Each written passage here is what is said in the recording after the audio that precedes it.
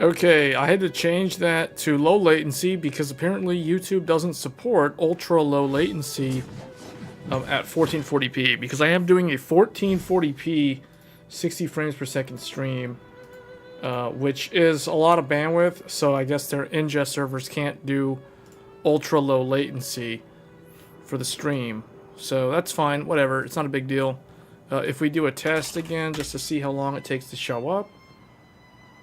Oh, that is quite a longer amount of delay. So either I have to stream in like 1080p 60 instead of 1440p in order for that to show up. That is actually way slower. Okay, we may do it at 1080p next time. Maybe do 1080p next time just because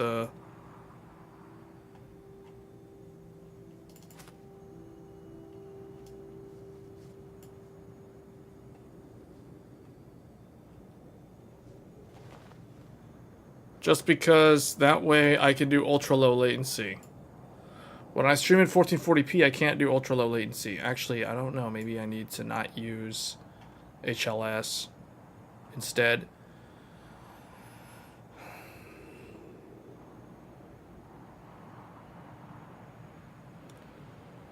RK Benchmarker. Hey, Joey. You changed the name. You're getting the channel name set up? The stream was in ultra low latency, but apparently YouTube doesn't allow me to do 1440p 60 and ultra low latency.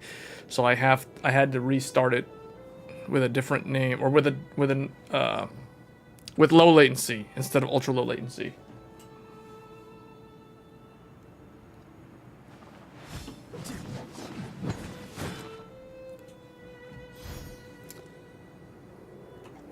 We have a couple of things that I want to talk about on this stream pertaining to upcoming hardware. Mostly this is going to be about hardware. So for those that are tuning in for the first time, usually at the beginning of these live streams, I do these every Thursday, typically every Thursday. And usually I let the viewers tune in at the beginning. So at the beginning of these streams, I'm usually just doing something in a video game. So right now I am just doing some daily exploration in Honkai Star Rail, but we'll talk about a lot of tech stuff because there's a lot of things that are happening. The second half of this year I think is going to be, well, depending on who you are, it could be more interesting than the first half of the year, or it could be less interesting than the first half of the year. But supposedly there are some upcoming hardware releases. In particular, we have the, I guess just to move this over here, let me move the viewers around. So, let me move this. So we have some upcoming, so Tech Power Up is hiring a motherboard reviewer. That's interesting. For those that live near a micro center, there is a new, well, this is probably the very last AM4 CPU that should be available at most micro centers. The Ryzen, I don't have the article on here. I don't even think it's not really a global thing, but the Ryzen 5 5600 X3D. So that is supposed to be available for purchase tomorrow at Micro Center exclusively. Gamers Nexus did a review on it. It's a cheaper alternative to the 5800 X3D. But my thoughts on that processor in particular is it's good if you have DDR4 memory, and it's a very nice budget option if you already have an AM4 motherboard. If you're looking at upgrading to a newer platform, or if you're on something older like any older Intel CPU like Skylake or older, or anything that's DDR3 based, then it's probably worth considering one of the more modern platforms that use DDR5 as opposed to going for DDR4. The only reason why you would consider a DDR4 platform as a new build is if you're on a strict budget. And then even then, I guess you could still probably make the argument for a 5800X3D. Maybe an Intel Alder Lake with DDR4, but I don't like pairing Intel CPUs with older DDR4 memory if possible. So that's why if you have DDR4, the 5600X3D is worth considering if you are, I don't like to say budget constrained, but if you are looking for like a cheap upgrade, or if you want to build like a Linux PC. Like I recently built a Linux PC.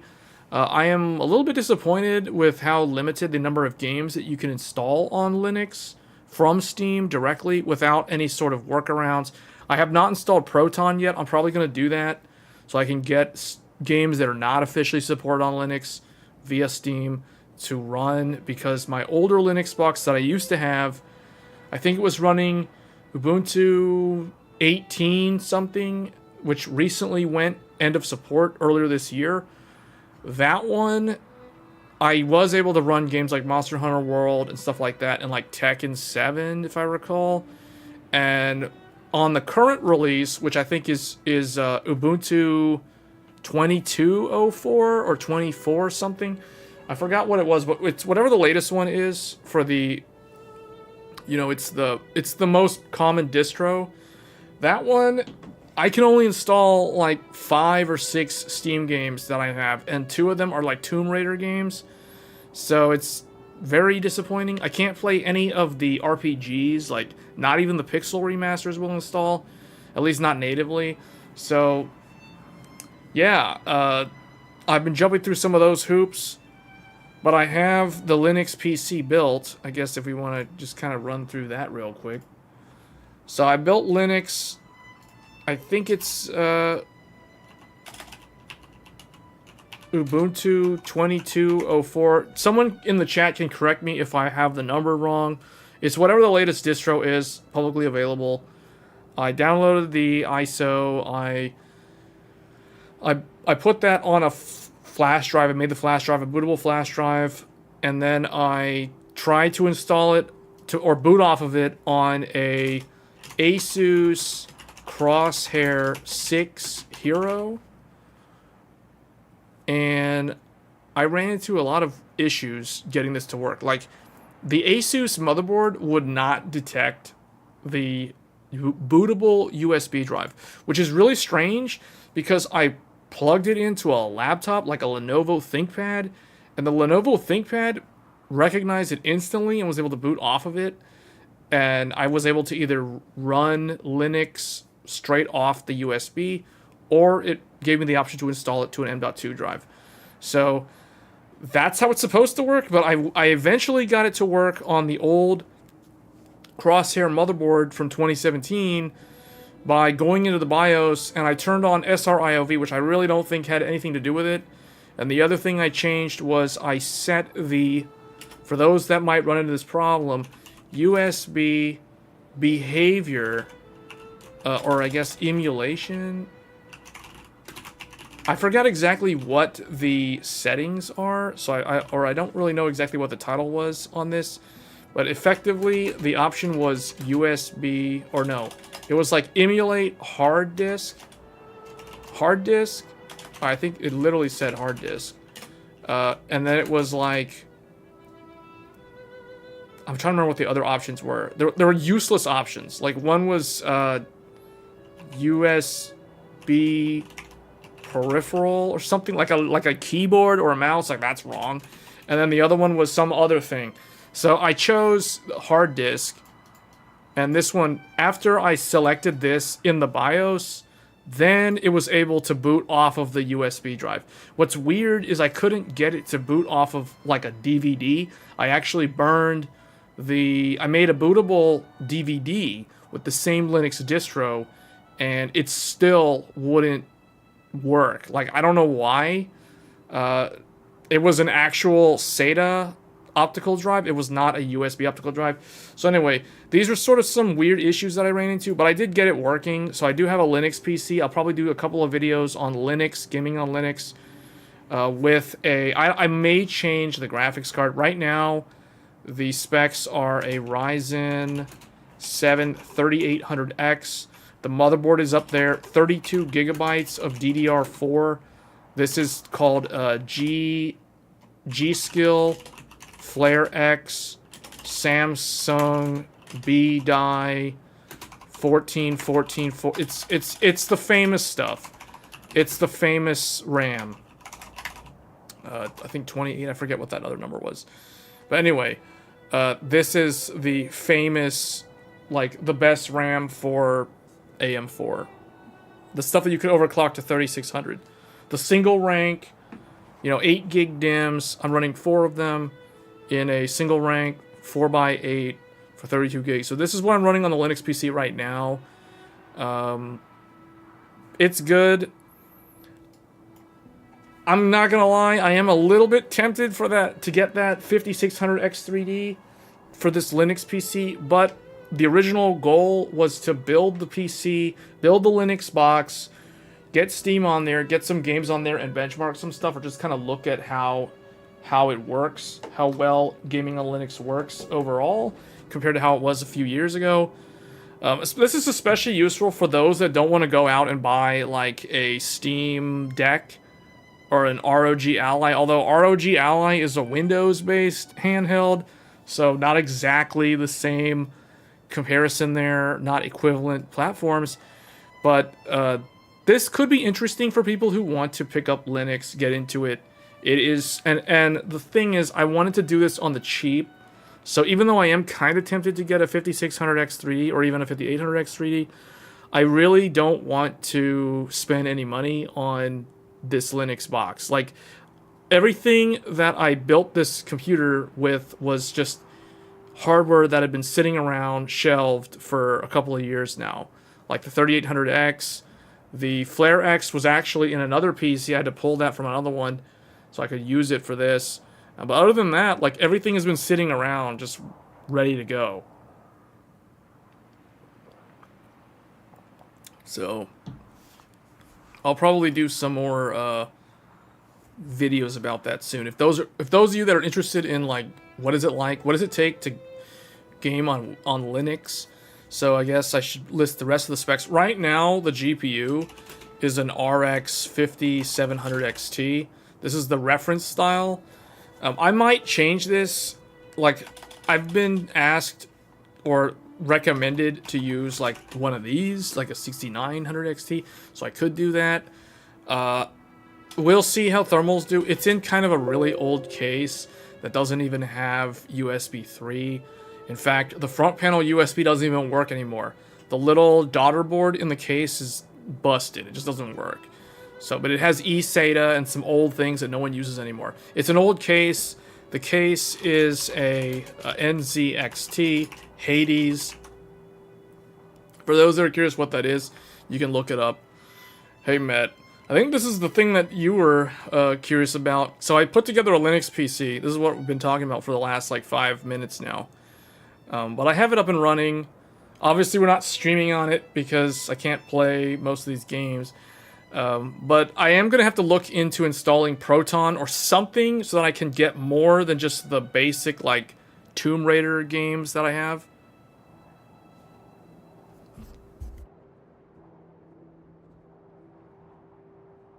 I had to mute my sneeze there. It was a really bad sneeze. But yeah, like, the only games that I can install right now on Ubuntu is Shadow of the Tomb Raider, Rise of the Tomb Raider. There was some other game I forgot, some racing game that I have, like Dirt 3 or whatever it was, some game that I have but I never actually played. I have to go back and look. Oh, Alien Isolation was another one that I noted down. But most of my games I can't even play. Interestingly enough, Star Wars Jedi Survivor shows up as an installable game on Steam, on Linux, without having to do anything. I haven't bothered to install it because I know EA's ridiculous archaic and terrible DRM is probably going to lock me out of playing Star Wars on my Windows PC for like 24 hours if I try to get it running on the Linux PC. So I'm not going to bother with that game. But I am tempted to try to do some content covering like gaming on Linux. But this is the hardware that I'm using right now. I'll probably change the GPU. I think you joined like right as I was talking about the GPU. But right now, the GPU that I installed in there is like a 5700 XT. Just the typical reference blower style. And then on the AMD, like this is using the Wraith Prism. I'm just using the stock cooler that came with the 3800X. Back when AMD still included coolers on their X parts, because they don't do that anymore because of the TDP. But yeah, I didn't want to spend any money on this PC, on this Linux box. So it's like, okay, I just had to look around what I had. 3800X, this is for those wondering, this is X370. This is first gen Ryzen, this motherboard that I'm using. This was the biggest problem. Like this motherboard was super annoying to get the bootable USB drive to be detected. Like, I had to I tried CSM on, CSM off, neither one made a difference. It was this setting buried away to emulate a hard disk from the USB drive. That's how I actually got it to install on there. So, getting Linux installed on that X370 motherboard from Asus was a real pain. I wasted probably like 2 hours troubleshooting why I couldn't get the USB drive to be detected as a bootable disk for Linux. But after that, everything was smooth sailing once I got everything installed. And then I had to refamiliarize myself with all the, sudo this, sudo that, install this apt, blah, blah, blah, all that stuff. So it's all in there. It's basically stock Ubuntu right now. Like I don't even think I bothered to change whatever graphics drivers were prepackaged from the software update that the Linux distro pulled from the server. But everything is working, like the biggest thing, and that's why I highlighted in bold, for those that are wanting to do this on a DIY motherboard that's a couple of years old now, you may want to consider like your USB emulation behavior. Now, interestingly enough, it did the exact same thing when I was trying to use an optical drive, because when I couldn't get the USB drive to work, at first I was like, okay, what if I try burning this to a DVD? So I made a bootable DVD, and I plugged it into a SATA-based optical drive in the tower case, and it didn't work, but it works now, so... X370 boards are able to hit... I don't think they are. I'm not even going to bother. No. So I'm just running the iconic G-Skill Flare X with the Samsung B die. So I have 32 gigabytes on 4 sticks. So it's 4x8 sticks of RAM in there at 3200 megahertz. And that's basically what it's going to stay at. I'm not going to mess with it. I am not going to lie. I am tempted to get the 5600X 3D for this Linux PC, but I don't know if I'm gonna do it. I haven't committed to buying like a new piece of hardware, because when I built this Linux box, one of the goals was I don't want to spend any money. The operating system's free. All this other hardware is stuff that has been sitting around for a long time. Like the RAM itself was pulled from a Threadripper PC, because the Threadripper PC was running like 128 gigs of RAM or something. So I pulled like the 4 sticks, put some other sticks in there that was like a slower speed, like 2933 or something, as a replacement. So I put this in the Linux PC, and that's how I was able to get it up and running. So old motherboard, first gen motherboard for Ryzen, second gen Ryzen, so 3800X, and 5700 XT. I'll probably change GPU. Like, I think Met was saying that I should do 6900 XT or 6950 XT. So I'll probably swap the GPU for a newer one. But I just wanted to get everything similar hardware, although that motherboard can't do PCI Gen 4, and the 5700X is the very first Gen 4 GPU. Not that it really makes that big of a difference, but that's what we're working with. X370 boards are able to hit, yeah, so maybe. I don't think so. Definitely not the Crosshair, because the Crosshair is a T topology board, and that's why it's really terrible when it comes to memory overclocking, compared to the Crosshair 7 or the 8. Flare X is, yeah, Flare X has always been the go-to. I've been running that 3200 megahertz RAM just with the stock XMP profile on since like 1800X. So, yeah. So, I'll probably do some follow-up videos on like gaming on Linux and what it's like. Hey, Marcelo. I was just talking about how I built a Linux PC because Met kind of inspired me to do it, sort of, although I used to have one years ago. So the one that I was running before, I looked it up because I still have the DVD from the distro, the ISO file.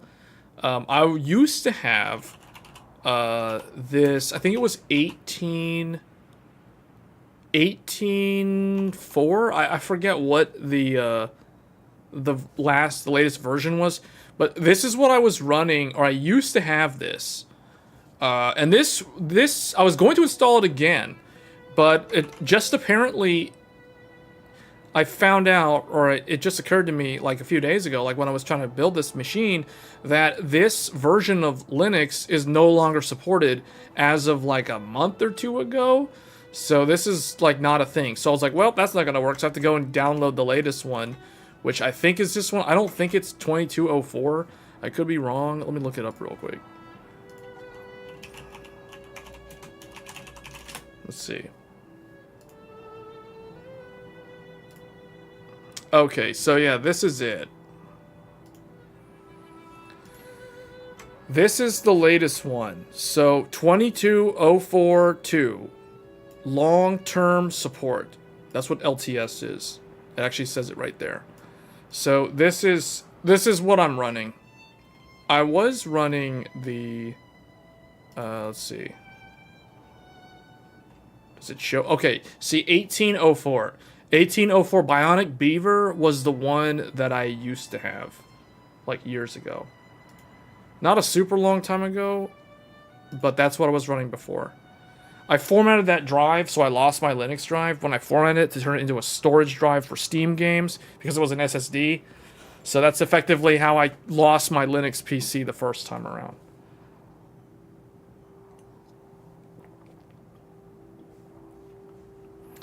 So, yeah, that's what I've been working on for those that were curious. So I'm probably going to do like a video on this. I don't know if I'm going to do an entire install video. I'll just mention the BIOS settings for those that are like curious, because it's not that hard. Really, getting Linux up and running is not that hard. Like, it's actually much faster to install Linux than to install Windows. Even if you're doing it on a VM. Why didn't you go with another distro like Pop! OS? I went with Ubuntu because I was already familiar with it, because it's the one that I had before. And I'm open to trying any version of Linux that has better game support, if that makes sense. Because right now, like, without doing anything, I can only install like 5 Steam games in my library. 2 of which are like Tomb Raider games. It's like Tomb Raider, Rise of the Tomb Raider, Shadow of the Tomb Raider, Alien Isolation, Star Wars Jedi Survivor. Star Wars Jedi Survivor is like the newest one, but I can't install Hogwarts Legacy. I can't install Persona 5 Royal. I can't install like most of the Japanese RPG games. Like, I can't install any of the Pixel Remaster Final Fantasy games. So, pretty limited. I have to do with, I have to like find I have to get like Proton or something installed. Ubuntu's not good for Linux gaming. Well, which one's the best one then? Because I was thinking, like, should I just copy the SteamOS one? But doesn't the SteamOS one, like, I don't know. I looked into SteamOS, but isn't SteamOS kind of like, isn't that sort of like when you have a, like, think of like an Android phone, And then if you buy a Samsung Galaxy, it has its own skin of Android that they put on top of it, so you're not getting like the stock Android experience. Isn't SteamOS kind of like that? And I'd rather not do that. But I don't know. Like I think Proton or something. There's some stuff that I think if I install it, it'll probably allow me to install those games. Because I remember in the old Linux, in the old Ubuntu that I had, I was able to play like Monster Hunter World on there and some other games. So if you're familiar with Ubuntu, you'd be pretty comfortable with Pop! OS. Pop! OS has Lutris Proton built in by default. Okay. Yeah, let me write that down actually. I'll probably have to look into Pop! OS. I'm noting this down. This is how I take notes. I'm gonna put this over here. Yeah, I'll probably try that, or I'll read up on it. The only other version, so I'm only familiar with Red Hat and Ubuntu. I think the other one, so I have, in the past, I have done some stuff with Red Hat, but obviously Red Hat's not like a typical free distro. So that's why I'm not really, I wouldn't use Red Hat. I've used it like for professional stuff, but not for like gaming. And then the other one would be like SUSE Linux. This one I have installed before, and got up and running, but I haven't really like dug under the hood and like done much with it. Red Hat. Yeah. Yeah, it's the I think it's the Fedora. The last paint survivor user on Earth. What? Hey, does anybody know how to get rid of the, like on YouTube, on the YouTube chat, there's this annoying like emoji thing on the right hand side. So the person who always has the last comment, the last word or some of the words is cut off because there's like a heart symbol or a smiley face like like overlaid on top of that word. Does anybody know how to get rid of that? That's super annoying. Because like on Marcelo's comment, the last paint survivor, I'm assuming it's survivor user on Earth. Okay, now it's moved because someone else, because Psycho commented, and now that one's not covered up. Fedora is kind of the consumer community equivalent of Red Hat, since there's not really a CentOS anymore. See, I've been out of the loop on Linux for like several years now. So, because the last time I actually did stuff, so when I first learned Linux, it was all Red Hat based, for like a job, and that was like way back. And then SUSE was kind of in there a little bit. Like I installed it on a server and got it like the hypervisor up and running, or it was like a Type 2 on VMware or vSphere or something. But this is like years ago, so I'm trying to remember it as closely as I can. But Red Hat, SUSE, those are the ones that I've used professionally. And then Ubuntu is like the only one that I messed with in my free time, like trying to like get Steam on there and get some games going on Linux. But if you guys are saying that if there's a better one, like Pop! OS sounds like that might be a better one. Yeah, I can't seem to get rid of that. It's super annoying. That heart icon is really annoying. When we go, you have the heart now. Well, I'd stuck on my page. I really wish I could get rid of it. It's super annoying. But anyway, this is what I'm working with. Yeah, I'm gonna see like how well I can get these games running, and then see how it compares to like a, I don't know, it's not gonna be an apples to apples comparison, because clearly I have Linux running on a much older platform, first generation Ryzen motherboard with a Zen 2 based processor. I can upgrade the graphics card significantly though, so we can see how that goes. You know, I've also been thinking about doing some stuff, like trying to figure out how to get things like stable diffusion and some of this AI stuff, because I feel like my tech channel could probably do some tutorials on how to set that up. I personally have not touched any of that. So, like, if I'm going to make a video about how to, like, do Linux things or how to do, like, stable diffusion, how to get stable diffusion up and running, and how to do all of it, like, with Radeon GPUs, I think that'll make it even more interesting if I do it all on Radeon GPUs. I'll probably have to do it on an NVIDIA GPU first, and then figure out how to do it on an AMD GPU, just so I establish a baseline of what is the kind of expected behavior, because once you get CUDA installed, everything should just kind of work together, supposedly. And then if you want to do it on AMD, then I think you have to leverage ROCm or some other abstraction layer or something to translate the CUDA. I don't know too much about it. I'm just speaking based off of what I know is how it works in the production side, but I don't really know how it works like with when it comes to ML and all that kind of stuff. But I'm curious about that. So I might do some content covering like ML, AI, these sort of things. So if you guys are interested in that, let me know. I'll have to do a lot of research on it though, because I'm not an expert in this area by any means. Nobara's the best Linux gaming distro you've ever used. Is Nobara, is that based, what's that one based off of? Or is it its own thing? I've never heard of Nobara. Is it relatively new? I assume it's new. I mean, I'm only familiar with like Fedora. Oh, it's Fedora based.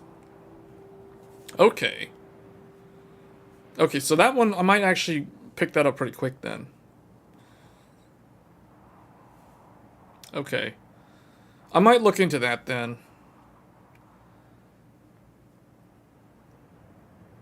But what is it that makes it more gaming friendly? I guess, is it because it includes Proton? But what if you just install Proton on Ubuntu? Wouldn't it just be the same then?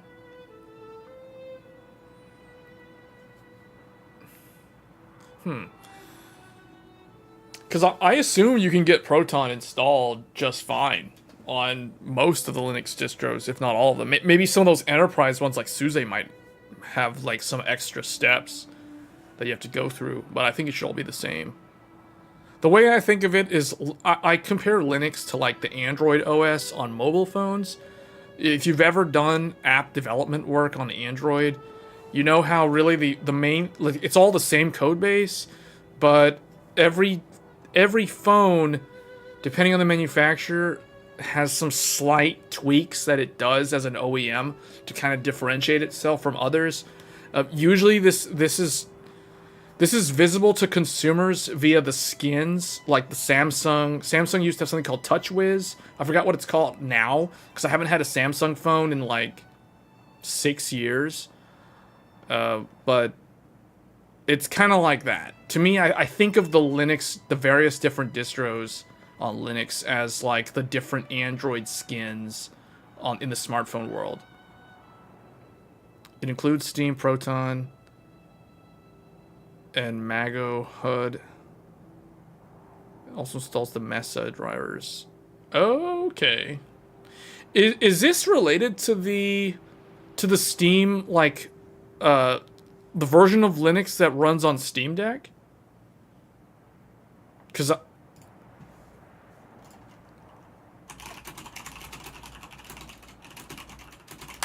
I don't even know what it uses. Oh, Arch Linux.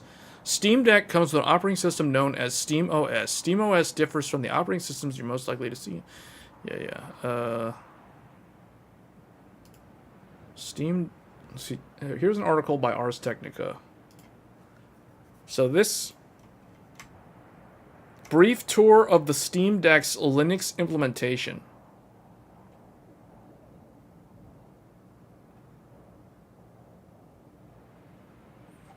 Some of the gaming distros have specific kernel patches to enable certain hardware support out of the box. Okay.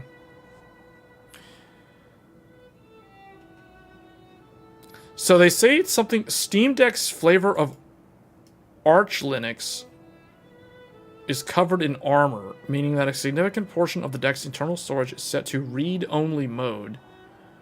Valve engineer Lawrence Yang said this has been done to save users from getting your Steam Deck into advanced state or compromise your data. Okay, well, they made it read-only because they don't want your average gamer going into the Steam Deck and, like, screwing around with the file system or the registry and messing things up that way.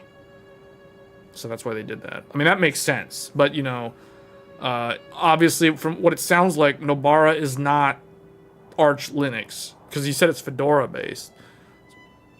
Xbox controller to use easy as well. Oh, okay, see, yeah.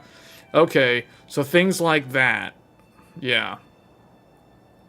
I mean, I would imagine, though, that for the other distros, wouldn't it just be a matter of, like, sudo-downloading various things in the command line and just installing a bunch of packages that are just pre-baked in to the Nobara distro? I assume that's how it would work.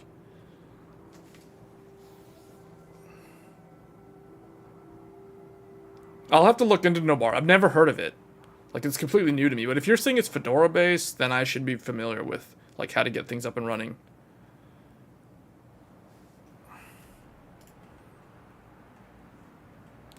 One thing I realized, though, is when I got Steam on Linux, it's almost like you're in an alternate reality. It's like, what I mean by that is Steam on Linux, it's like being in a different dimension. Like, how can I illustrate this? Let's see. Okay, see, like, let's take a look. Here, this is what I want to illustrate real quick. I was going to draw something. I might still do that. But if we look at Steam... Now, I know Steam is not the be-all, end-all. But if we look at the Steam hardware and software survey... By the way, I got in the survey request thing, like, 3 times this month on 3 different PCs. I don't know why. Yeah. Like, the Linux PC got tagged for the Steam hardware survey. The stream PC, so this one got tagged, and then like another one, the X3D one got tagged just like 2 days ago. So but if we look at this, like, this is what's crazy. Like, this is what I mean by this is like an alternate reality. Because look at this. The most popular is SteamOS Hollow. The second biggest one is Arch Linux. So Arch Linux is the Steam Deck. But look, here's Ubuntu 22.04.2 LTS. This is the version that I am running. So according to Steam Hardware Survey, 7.8% of the Linux versions that are running Steam are made up of Ubuntu. And then freedesktop.org. I don't even know what this is. I don't know what that is. Freedesktop.org. Like, is this some kind of cloud thing? Is this some kind of server farm for, like, cloud gaming? Yeah, see, I'm familiar with APT. APT-get. I've done a lot of APT-get in the last couple of days. DNF install. Okay, I may have used that in the Red Hat days, but it doesn't really ring a bell. I'm betting Pop! OS would show up on Ubuntu. Really? It shows up as Ubuntu. It could also be in other, though.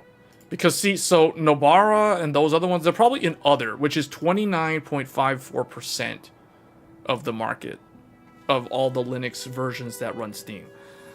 But it looks like, okay, so for system RAM, 16 gigabytes is the most common at 53.83% and growing rapidly.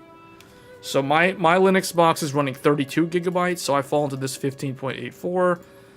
And then processor vendor. This is what I mean by this is such an alternate reality. Authentic AMD. So AMD CPUs make up 67.15% of all the Linux PCs that run Steam. Like, this number is, at first I thought this is a shocking revelation, but then I thought, wait a minute, Steam Deck. Steam Deck is running the AMD Van Gogh APU custom SoC.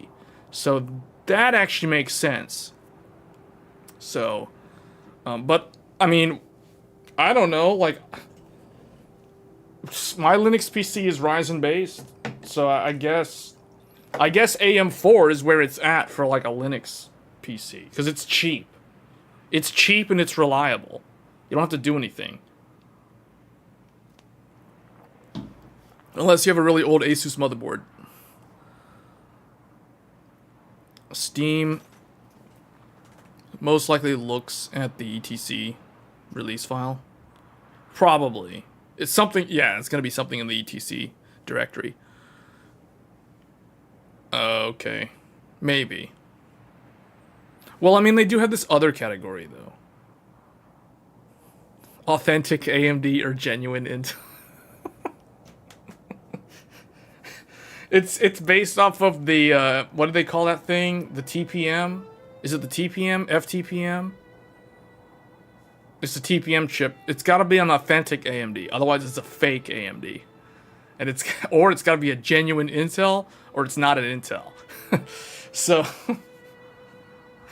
because AMD has the, what is it? It's the PSP. AMD's got PSP, Platform Secure Processor, and I don't remember what the Intel one's called. Maybe Intel's one's the TPM, but then AMD has TPM in the BIOS also, so I don't really know. Hey Ray, we're talking about Linux.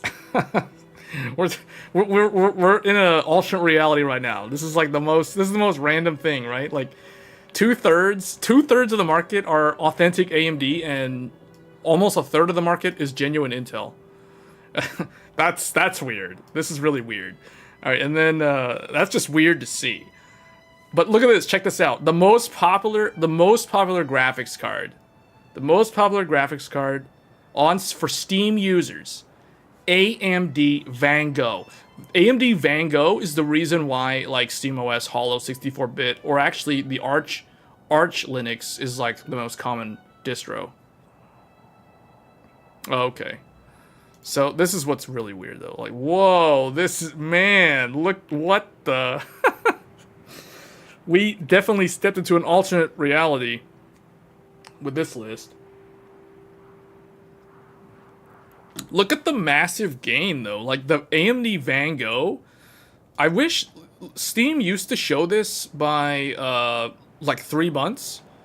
But it's like Van Gogh somehow gained 39% market share, just straight up. 39%. 39%, just straight up. I don't know what that number was last month. And then RX 480. I still can't believe there's that many people using RX 480. Then there's the RX 6700 XT and the 6700 and 6750 XT. So this one's actually surprising to me. I didn't expect this, but yeah, those Steam Decks. And then Vega, this is integrated. I think this is integrated.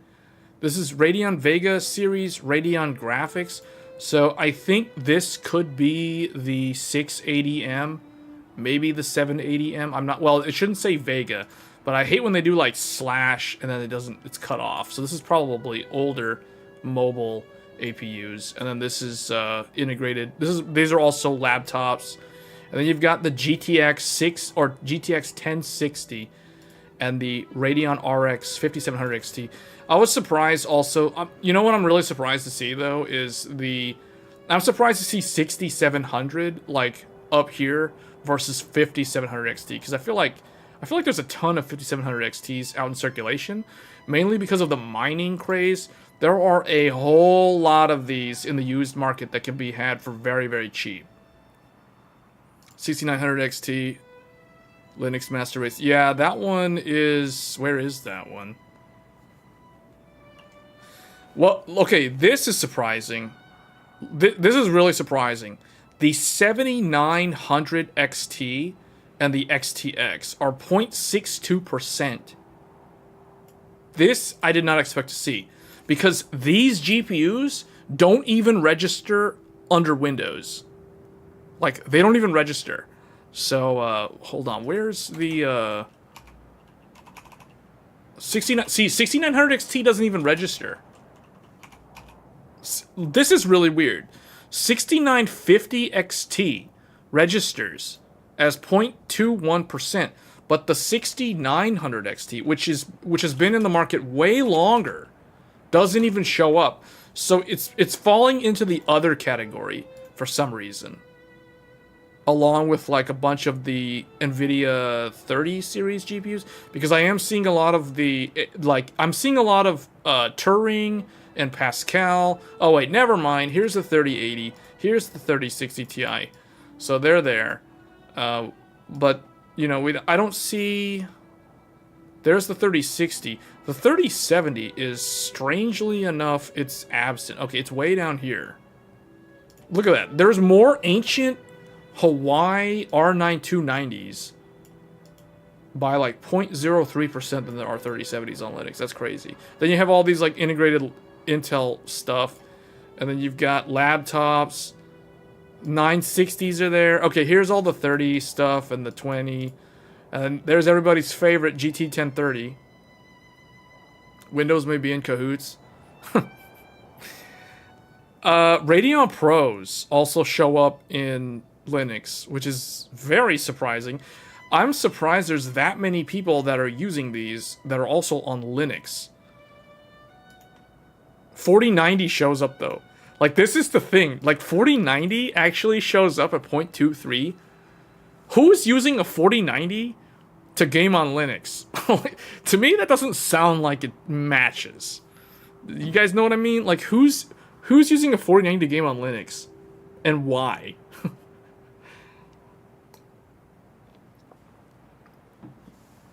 Do you think AMD will release 5950 X3D on AM4? No. No. Well, I mean, maybe, but I don't see why they would. I think the 5600 X3D is probably the last one. 4090 would be a waste, probably a dual boot system.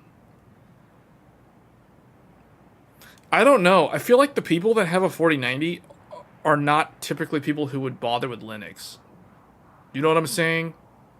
I'm not trying to like stereotype the type of gamer type person that would buy a 4090 to use with Steam, because there's always the off chance that someone buys a 4090 for like stable diffusion and those sort of things, and that kind of makes more sense. But I think if someone were doing that on a Linux box, they'd probably be running some kind of Quadro, not a 4090.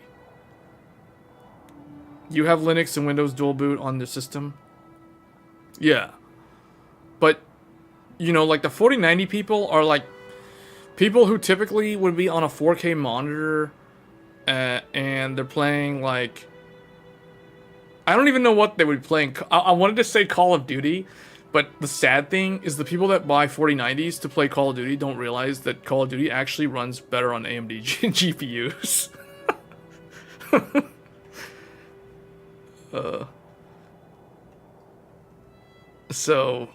Yeah, this is interesting because I see like Radeon Pro. Do I see any Quadros in here?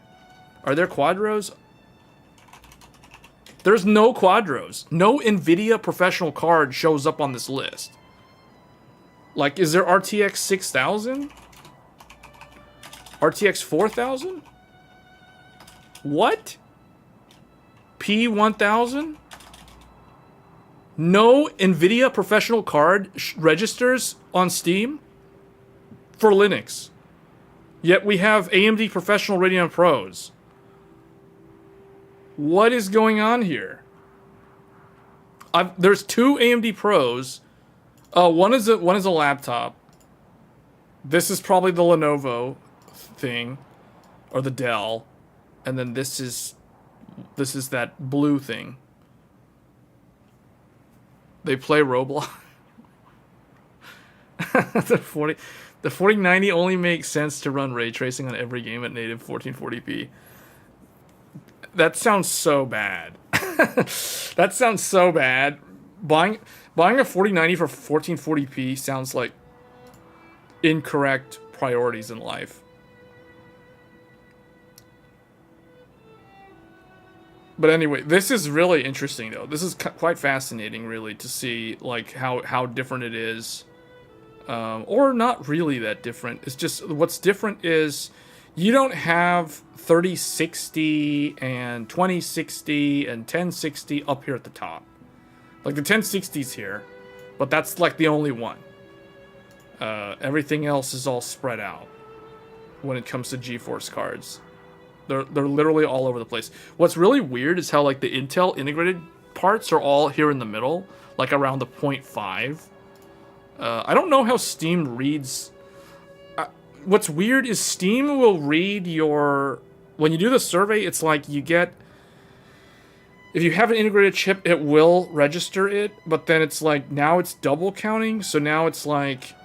If it's counting a discrete and an integrated GPU, that's just gonna double the numbers for the integrated graphics parts, right? Like that would mean that Steam should show way more Intel UHD and Iris and AMD Radeon, like this stuff should show up way more on the Windows side than it does.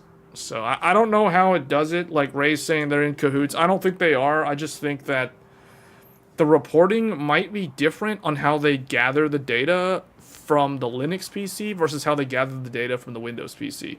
Like maybe the Windows PC doesn't report the integrated graphics GPU, but it does on Linux, and maybe that's the reason why we're seeing all these Intel, UHD, Iris, UHD 600, Vega 8, Vega series.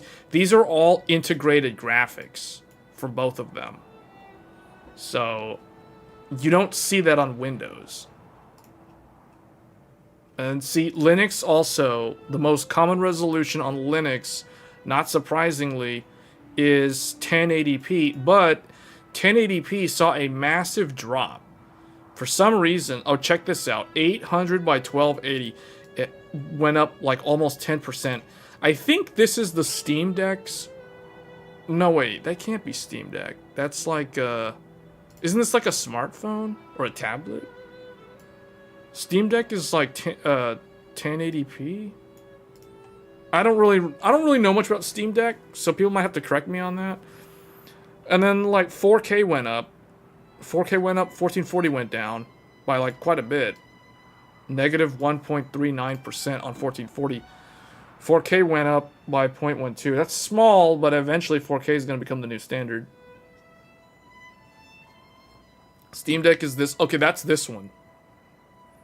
So unless it's reading both orientations as like the same exact platform, then that's like a third of the market right there, or more than a third of all users. So that would make the Steam Deck resolution the highest one, and that would explain why this went down, because this and this didn't go up in any meaningful way. So let's see, multi-monitor on Linux, it looks like it's dual 1080p, and then language, it's mostly English. 80% of Linux Steam users are on English as the OS language, and then you've got mainland China. When you see simplified Chinese is basically China, because that's 3.84. Because this one right here, traditional Chinese, this one is Taiwan, for those that don't know. So the Taiwan, like this is, it's an older writing system. It's actually more, well, I'm not going to get into that right now. That's way off topic. But anyway, this is China, and then this is like Taiwan, just for those that are curious.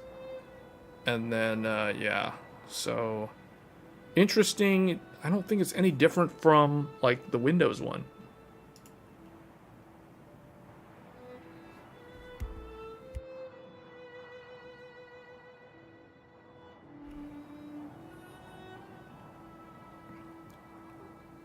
.4K is quickly getting more popular. Yeah, 4K is, yeah.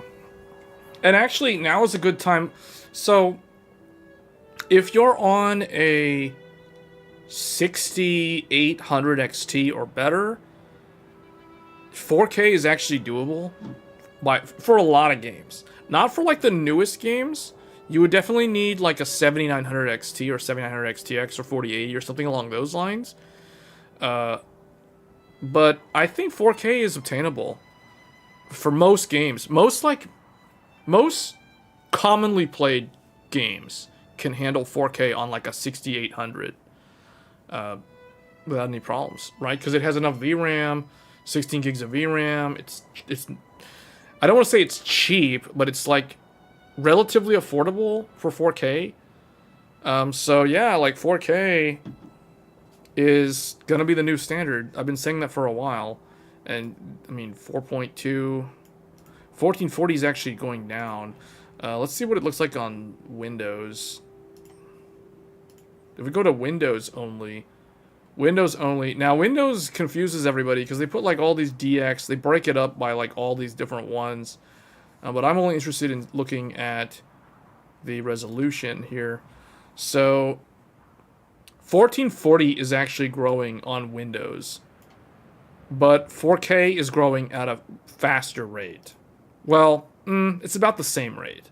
0.37 for 4K versus 0.33 for 1440. 1440 is growing because there's a lot of people that bought like 3070 Ti's and then they realize that they can't actually go to 4K because they're VRAM limited, so they're settling for 1440p. That's what's happening.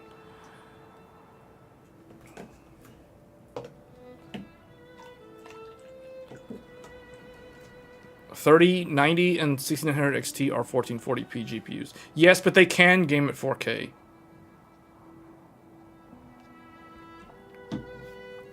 Yeah, what I'm saying when I say you can game at 4K with like a 6800 XT, I'm talking about playing games like League of Legends. I'm talking about playing games like what I'm actually playing right now, Honkai Star Rail, like this game. This game can be played at 4K on a 6800. At, I think, max settings at a 1:1 resolution scale. So these are the games that a lot of people play, like Genshin Impact, League of Legends, Overwatch, Diablo 4, all these type of games that I'm listing, World of Warcraft, Final Fantasy 14. You can play all of these popular mainstream games, even stuff like Battlefield 5. Can be played at 4K with a 6800 XT, right? So it can be done. And like in worst case scenario at 4K, if you're on like a 6800 XT, you might have to drop from ultra to like high or very high, or tweak one or two settings for like the shadows, or turn on like FSR2, and it's like problem solved, right? Like you're not gonna have to worry about VRAM as an issue with that GPU. And the 6900 XT is usually powerful enough for most of the games. Like, I'm speaking from my own personal experience. So, I mean, I even said, on a previous stream that the reason why I ended up upgrading to this XTX was because I'm on a 4K monitor. I was gaming at 4K on a 6900 XT last year. And for most of the time, it's totally fine. But it's only when you start playing those like really new games, or if you want to turn on like RT, then yeah, then it becomes a problem. But for most of the games that people actually play on a daily basis or a weekly basis, games like that I just mentioned, like this game that we're showing right here, CC100 XT 4K, it can do it, no problem. In fact, you could probably do it with like a 3080. But the problem with a 3080, as we've shown with games like Hogwarts Legacy and The Last of Us, is that the VRAM, it becomes the limiting factor at the higher resolution. So it's kind of a weird thing, because it's like, on one case, you have 3080, which is equal to 6800 XT in rasterization. It does do better in RT, but then as soon as you go to 4K with both GPUs, the 3080, even though it's faster in RT, if you start hitting that 10 gigabit VRAM limit, or that 10 gigabyte, maybe 12 gigabyte, if you got the rare unicorn 12 gigabyte 3080, but if most people have the 10 gigabyte for the 3080, because that was the vast majority of the ones that were actually produced. So, except for the ones that were produced like the second half of last year. So, The problem is, even though it's faster in RT, when it becomes VRAM limited, it just defeated any sort of advantage that it had at the higher resolution, right? So it's one of those things where it's like, okay, now we got to run both of them at like medium low RT, and we have to turn down settings, or you have to hope that your game has DLSS 2 or FSR 2 or something to alleviate the bottleneck with the VRAM. Well, even then, like FSR and DLSS doesn't really affect VRAM usage that much, maybe like 5%. So I don't know. It becomes an argument where it's like every time you talk about like 4K and ray tracing together in the same sentence, the Ampere GPUs start looking really bad unless you have like a 3090 or a 3090 Ti, because those are the only ones that actually have good VRAM. And that, assuming the 3090 doesn't burn up the VRAM on the back. You're excited to get 4K ultra wide someday, XTX as well. Yeah, I mean that was the only reason why I went XTX. And the reason why I went XTX, upscaling doesn't reduce the texture size. Yeah, see, so it doesn't really change anything. I mean, and my own testing with like Last of Us and Hogwarts kind of shows that that's true. So yeah, so you still need the big VRAM buffer. See, so that's the thing. And it's like, where can you get a 16 gigabyte GPU that's affordable? Well, you either go with an AMD RDNA 2 GPU, or you wait for the 4080 to get cheaper, or you get a 7900 XT, which you're paying more money for. Or you go and get an Intel A770. But then the problem with A770 is, as we know, A770 can't handle anything above 1440p, and oftentimes it actually struggles with 1440p. So it's like it's 16 gigabytes of VRAM. Actually, it's bolted on to an underpowered engine. That's the way I see it. The way I'll illustrate it for you guys is, now we can show paint again. So the way I see it is, if I have an A770 has 16 gigabytes. So it's like I have a fuel tank. I've got a fuel tank with a massive 16 gigabyte fuel tank. That means I can drive 600 something kilometers or 450 miles on a single tank with this tank on an A770. The problem is, it's combined with an engine. It's combined with a puny little 4-cylinder engine.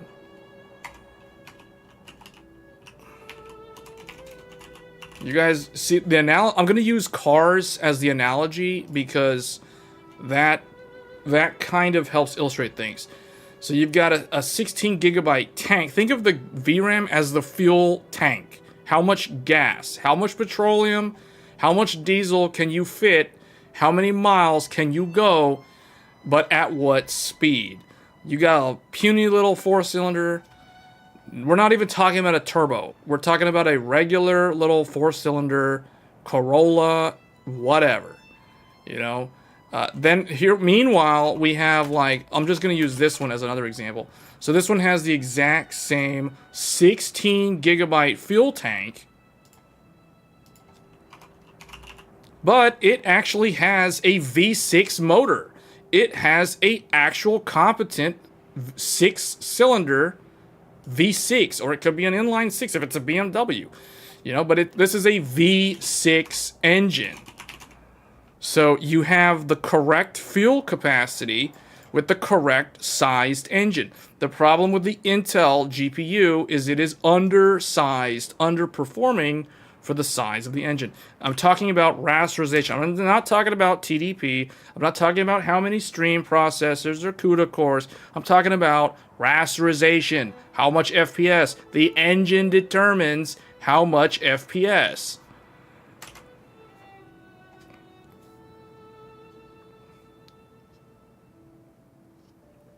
6800 XT and up should do 4K without ray tracing at... no, it's more than 45.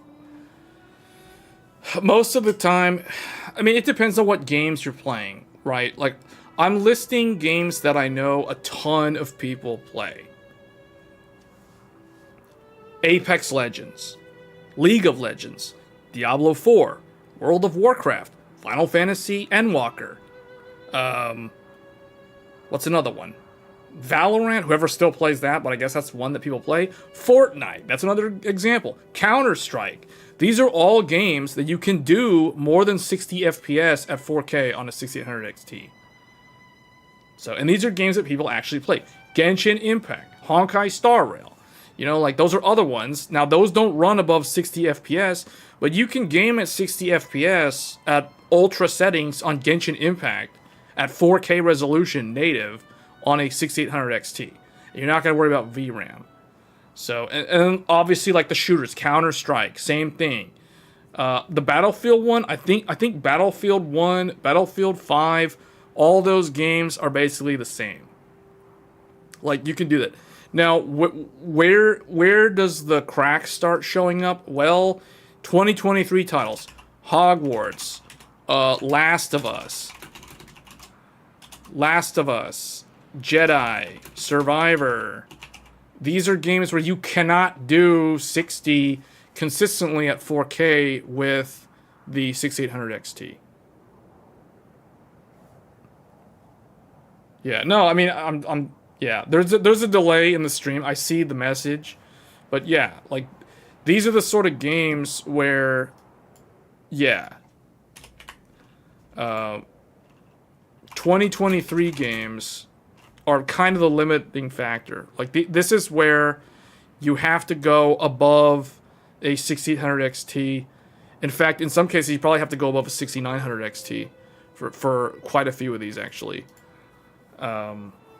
So that's the way to look at it.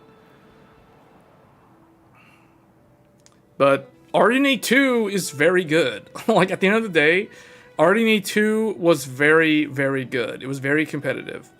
RDNA 3 is almost as competitive, but so far, that remains to be seen because we haven't seen the entire lineup.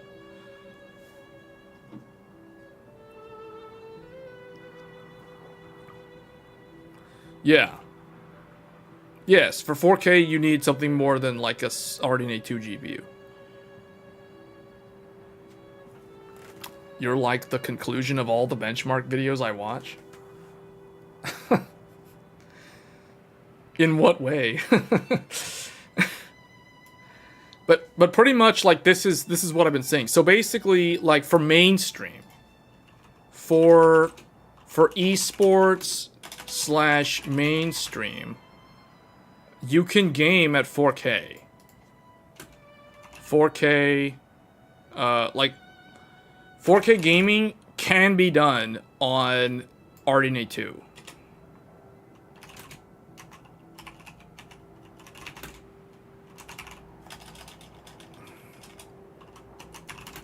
Achievable, I think that's right. Achievable,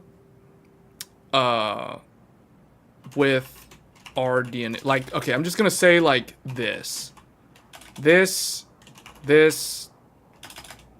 whatever. You guys get what I'm saying. Like, those GPUs can do it. 1440p, 1440p, yes. 1440p is easy. 1440p isn't even an issue. like, only 4K is where it becomes challenging. 1440, this card at 1440 is more than enough for pretty much everything. In fact, this card can actually game decently, competently well at 1440, but not really. It's disappointing. Let's put it that way. It falls short of my expectations. Because when I first reviewed the A770, back when it launched in October of 2022, so fun fact, for those that forgot, A770 launched on the exact same day as the 4090. Both the 4090 and the 770 have the exact same launch day. So I know because I foregone the chance to get a 4090 because I wanted the 770 instead. That's why I will never forget that. So when I reviewed the 770 back when it launched, my conclusion was that it is a decent 1440p graphics card. However, I was proven wrong by 2023 games. 2023 games proved me wrong because the 770 became... It went in my mind from being a 1440p card to a 1080p card. So I was kind of disappointed by that. But if we apply the same logic where, you know, what I was talking about earlier, where I'm referring to esports and mainstream games, basically popular games that are either live service games or MMOs or MOBAs, basically games that don't really end. They're not single player. They have a very long lifespan, basically indefinite until the developer abandons the game effectively. So for those type of games, the A770 is still a decent 1440p option, and the 6800 XT is a decent 4K option. Most Steam games can do 4K on a 6800 XT except newer demand. Yeah, that's exactly what I'm saying. I mean, we're all repeating each other. It's all the same stuff. All the demanding new games from this year, like Hogwarts, Last of Us, Jedi Survivor, I'm using those two because those are the most recent ones that were hard to run. Obviously, Forspoken, if you want to throw Forspoken in there, I'll gladly include Forspoken. I don't think anybody wants to see more of that game. Because that game is the new Crysis. Forspoken brings every single GPU, even the 4090, down to its knees. At the appropriate resolution. And not in a good way. 1440p 240 isn't easy though for any GPU. But who actually cares about 1440 240? In my book, like most people that look at 240 are looking at 1080p. It's either 240 1080p or 1080p 240, 1440 165 or 144, or 4K 144 120, etc. And even now 4K is starting to get the higher refresh stuff too. Because the other thing too that I'll note is that all the super high end, like, here's the reason why 4K is the main thing that everybody should be paying attention to.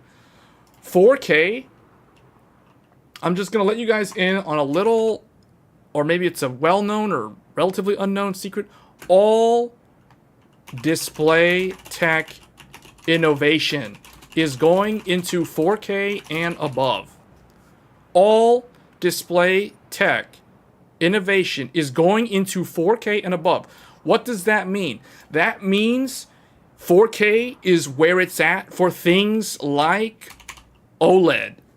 OLED is where it's at. For a high-end display, it's all about OLED.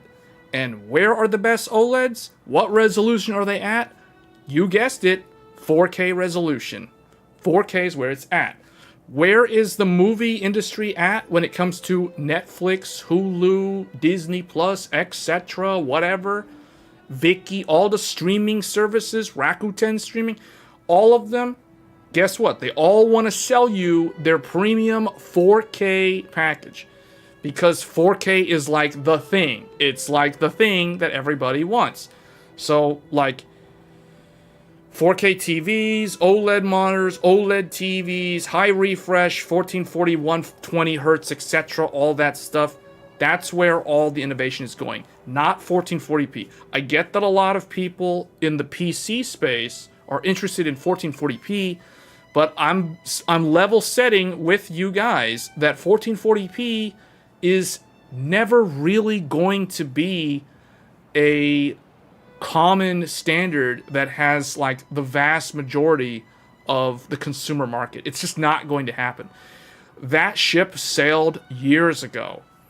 I know this because I already went up to 1440p and now I'm beyond 1440p. And I kind of see myself as someone who is not the first early adopter when it comes to display technology. What do I mean by this? 4K first showed up like about a decade ago, if not longer. But who was actually using 4K in 2013? Barely anybody. The only people that were doing that were people who were buying like the first plasma 4K TVs and using them with their PC, and the technology was just not there. Let alone the fact that the GTX 780 and the original GTX Titan were the latest and greatest GPUs alongside AMD's HD 7970, which about 10 years ago was, well, let's think about it. Yeah, it was already the gigahertz edition. So, yeah, there wasn't really a whole lot going on in terms of like 4K. So, 1440p really shined in the second half of the last decade. So, if you guys want to know like how display technology changed over the years, you probably have to delete some of this Linux stuff because it's in the way. In fact, yeah, we're probably going to need to delete this stuff. Let me clear all this off. So 1440p, that ship sailed years ago, and we're going to explain why. So, because if you wanted 1440p, there's no problem with getting a 1440p monitor today, but that's not where it's at. That's not where all the best display technology is anymore. That was like 5-6 years ago. So, let's see. Whoops. All right, so we'll just start with like 2010. Let's just throw out a number. 2010. League of Legends was like new back in the day. You know, and then we're going to go to today or this year. So we'll go all the way up to 2023. Well, maybe I should go further than that. Let's go further than that. Let's do like let's say we're here. Yeah, let's say we're here. This is 2023, and then this is going to be 2011, 2012, 13, and then we don't need the others. So we'll just say here's 2013, 10 years ago, and here's 2023. So, what was the best GPU that you could buy in 2013? Well, if we're literally going by 10 years ago, in July of 2013, the fastest GeForce GPU was the GTX Titan. The original GTX Titan was $1,000. Followed by HD 79, well, actually GTX 780 and HD 7970 gigahertz edition. So these, I really need to delete the rest of that stuff. So we'll just put this stuff right here. This one was, I believe, $549, maybe $599. I don't know. I think it's $549. $549 for the GTX 780. And then you had AMD's HD 7970 gigahertz edition for, I don't even know what it was. $399, $499, I forgot. Let's go with $449. Somewhere around here. I don't really remember what this one was priced at in 2013 because it had already been on the market for like over a year at this point. So obviously there were faster GPUs in 2013, but if we're literally going year to date, calendar 10 years ago, the 780 Ti was not available because it didn't come out until like September of 2013. And AMD's R9 290X was also released in September-ish 2013. So those cards were not available if we're literally doing a 10-year look back. So this is what you could do. So could you game at 4K on these GPUs? No, you couldn't. trying to, well, okay, yes, you could, but would the experience be good? No. No one was covering it. No one talked about it. So back then, if you look at reviews of like games and GPUs and hardware, all the benchmarks were done in like 900p, 1080p, and maybe 1440p, but it was not always included. If 1440 was ever included, it would only ever be for flagship GPUs like the 3 that we're mentioning. So that is what we had a decade ago in terms of the best hardware to run games. So that right there kind of shows you that 4K, and delete all this, 4K was not really obtainable for most people. Even if they could afford 4K or even 1440, like the experience at those resolutions were not that good. Now, when did 1440 become doable? Well, it's more so around 2016. So that was the magic year, for those that are wondering. So we're gonna skip now to, let's see, 14. Man, I gotta figure out how to like use Paint better. 14, 15, 16, 17, 18, 19, 20. Oh boy. So we're, whatever. We'll just put another one here. Okay, so 2016 was a special year, 14, 15, 16, because 1440p was obtainable for the enthusiasts. Why? Because of this graphics card, the GTX 1080 and the GTX 1070 to a lesser extent, but primarily the GTX 1080 made 1440p obtainable. Like gaming at 1440p 60 FPS or above was largely obtainable in 2016. It was also obtainable on older hardware, like a 980 Ti or an R9 Fury. But basically the 1080 was when it truly became doable. This is when I would say if someone wanted to upgrade to 1440, they could do it, provided they had a 1080 or a 1080 SLI. And it was relatively obtainable because you could play most of the games, like the Battlefield games. PUBG wasn't out yet. That was 2017. But like Overwatch came out in 2016. It was totally playable at 1440p on a GTX 1080 at high FPS. So that was when 1440 actually was a thing. I myself upgraded to 1440p in 2017. So I usually don't want to be the first one to like go to a new resolution standard. I typically wait it out a little bit. So for me, I went to the GTX 1080 and the Vega 64 because Vega 64 was 2017 and you could also game at 1440p with good FPS with a Vega 64. So that's when I made the jump. Citation number subbed for sure. It should show up. If you sub to the channel, there should be a notification that pops up. Not sure what's going on there. Let me see if I refresh the thing here. Should see it.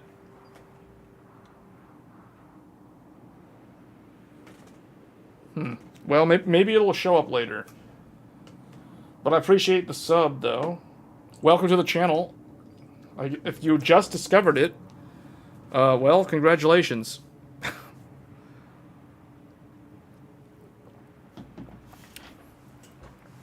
But this is when, these are the GPUs that I consider the realm of 1440p, the era of 1440p was like this time frame. Because what was the dominant GPU in 2017? We all know what it is. GTX 1080 Ti. That was 2017.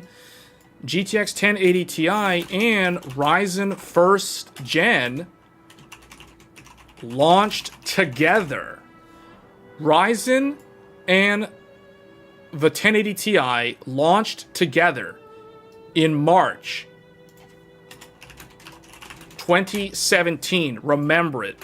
This ushered in the era of 1440p gaming and 1080p streaming. This is when it happened. For those that don't know, this is a significant thing in PC DIY history that a lot of people forget.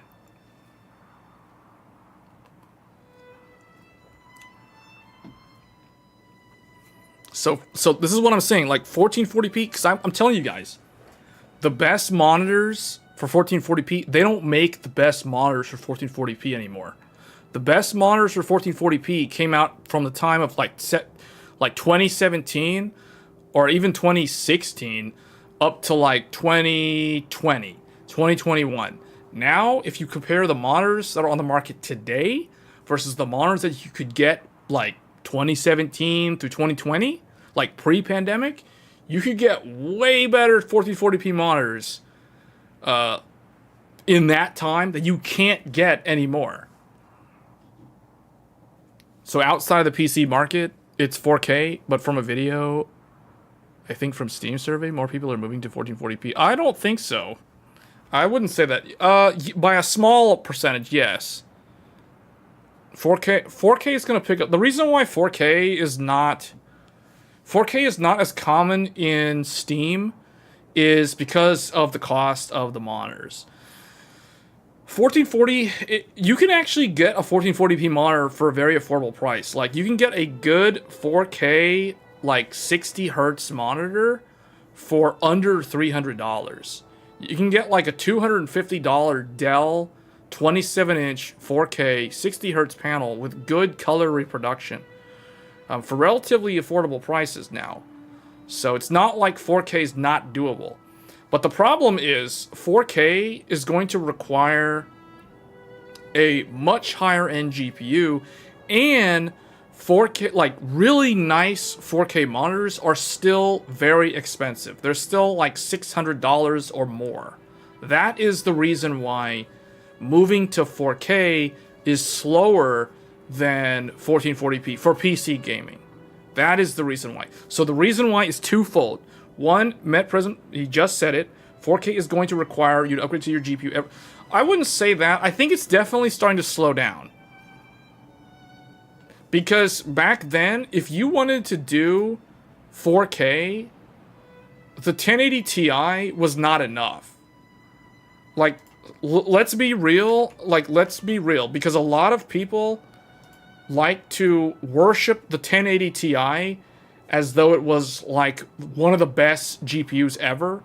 But the problem is, like, 1080 Ti couldn't do 4K. Let's be real. 1080 Ti could not do 4K. What was the 1080 Ti really good at? It was really good at 1440p. And that is the reason why 1440p was the thing, like, that was your upgrade path in that era. Like, in those, over the last 6 years. Because it was obtainable. Provided you, I mean, if you could spend the money on a $700 780 Ti, then you could probably also spend the money to get like a really good like Acer Predator, whatever, 1440p monitor, 27-inch, whatever, and you could have a good experience. 2080 Ti was the first like 4K GPU, but yes, it was not good enough for 4K.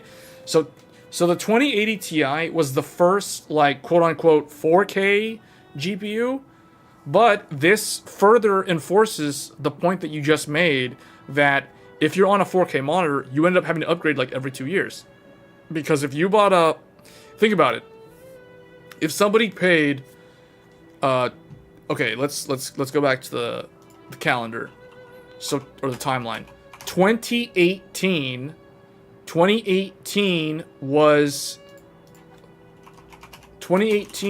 the launch of RTX 20 series. So, like, for example, 2080 Ti is largely considered the first true 4K GPU.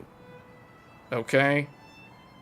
This is largely considered the first, because this is the one where everybody was saying, like, Digital Foundry and Nvidia themselves, and everybody was saying 2080 Ti, the first 4K GPU, you know, and they were all talking about it, because we all know what happened when the 30 series came out. They started talking about 8K. Well, we all know how that played out. So let's kind of ignore that, because we're not there yet. But 2080 Ti in 2018 was considered the first 4K GPU. Now think about it. If you spent $1,200 on a 2080 Ti in 2018 on launch day for the Founders Edition in September of 2018, almost 5 years ago, you probably were enticed to get a 4K monitor. Now, there was the point made earlier that if you're on 4K, you have to upgrade every 2 years. So, what happened to somebody who was on a 2080 Ti or a 2080 Ti SLI in 2018? Well, guess what? In 2020, a 2080 Ti owner most likely upgraded to a 3090 for quote-unquote 8K gaming. But in reality, the background music is making you sad. It's because it's got like this violin thing playing. All right, let me mute that real quick. Yeah, let me mute that. I'll mute it. All right, there. We took care of the background music for you. That's hilarious. Okay, so let's think about this. If you're on 4K, you have to upgrade like every 2 years, right? Meaning you have to upgrade at every new generation. So if it started at 2080 Ti, then it would be 3090. And guess what? Where is it in 2022? In 2022, a 3090 owner most likely upgraded to a 4090 for 4K. So in reality, we're going to remove this ridiculous 8K because it's really 4K. It reminds you of games like Morrowind just standing somewhere. Oh yeah, yeah, that's exactly what it was. So anyway, that's the point I'm making. So yeah, so if you're on 4K, you end up having to upgrade like every generation. At least if you're the early adopter who was on 4K when 4K became the new thing. This is the reason why what I'm saying is the time to upgrade to 1440p was like 2018. 2017, 2018 through 2020. Meaning all this stuff that I just mentioned here, the smart person who, instead of doing this, instead of like doing all this stuff, upgrading here, instead of doing that, the smart person during this time frame would have ignored this nonsense and they would have upgraded to 1440p during this. So instead of upgrading to 4K, they would have upgraded to 1440p. Back then.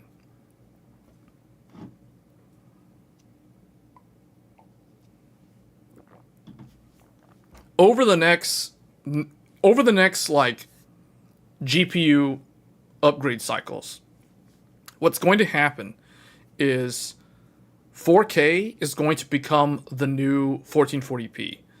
So what do I mean by that? That means that you won't have to upgrade every generation for 4K. It's going to become like 1440p. It's in some people's minds, we have already solved the quote-unquote 4K issue, performance issue, according to Digital Foundry.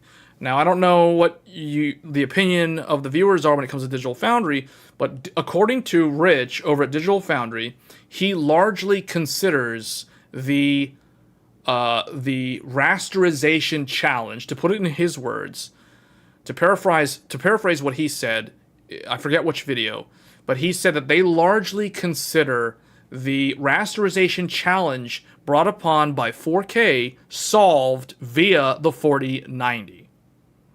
So that implies that according to that statement, when the 50 series comes out next year, if someone is at 4K resolution after on the 4090, they can skip the 50 series and they will still have a totally perfectly fine gaming experience at 4K high refresh on a 4090 going through 2026.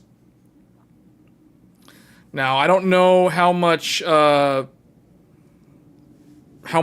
trust that statement. I don't know how believable that statement is. But that's what they largely believe. Now, clearly, like Marcelo's saying, most people are still stuck on mid and low tier cards. Yeah, most people are on older hardware because most people don't upgrade every cycle. The reality, and I've said this before, and I'll say it again for any new viewers, the reality is that an RTX 4090 owner is more likely to upgrade every generation compared to a 4060. Well, let's not use 4060. That's a terrible example. But like a mid-range owner. You guys get what I'm saying? So I guess I shouldn't use 4090. I should say a high-end GPU owner is more likely to upgrade every generation compared to a mid-range owner. This is a true statement. I've had these discussions with the salespeople at Micro Center.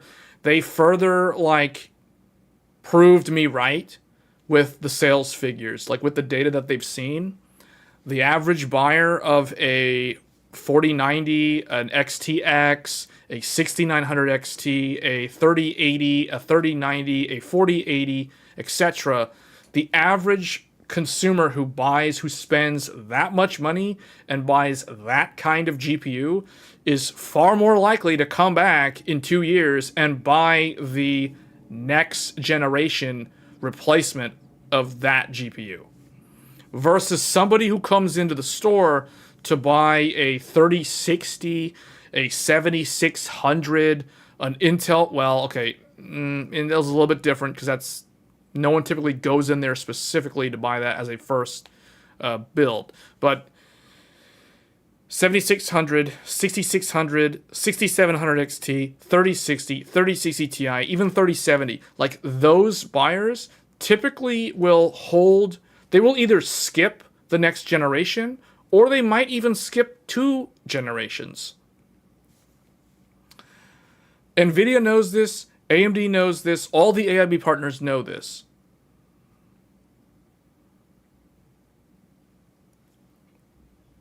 Path tracing will be big. Path tracing will be the big push of the 5000 series, and I wouldn't be surprised if they change RTX to PTX. I wish they would. What I really wish NVIDIA would do?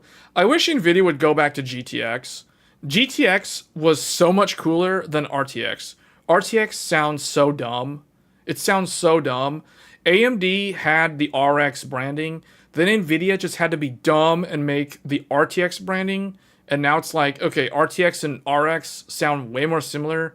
So it's harder to differentiate between the two brands. If someone is not that familiar with PC building, like, you know what I'm saying? Like, why would they do that? It's very dumb. I like GTX more than RTX. I'm just going to put it here.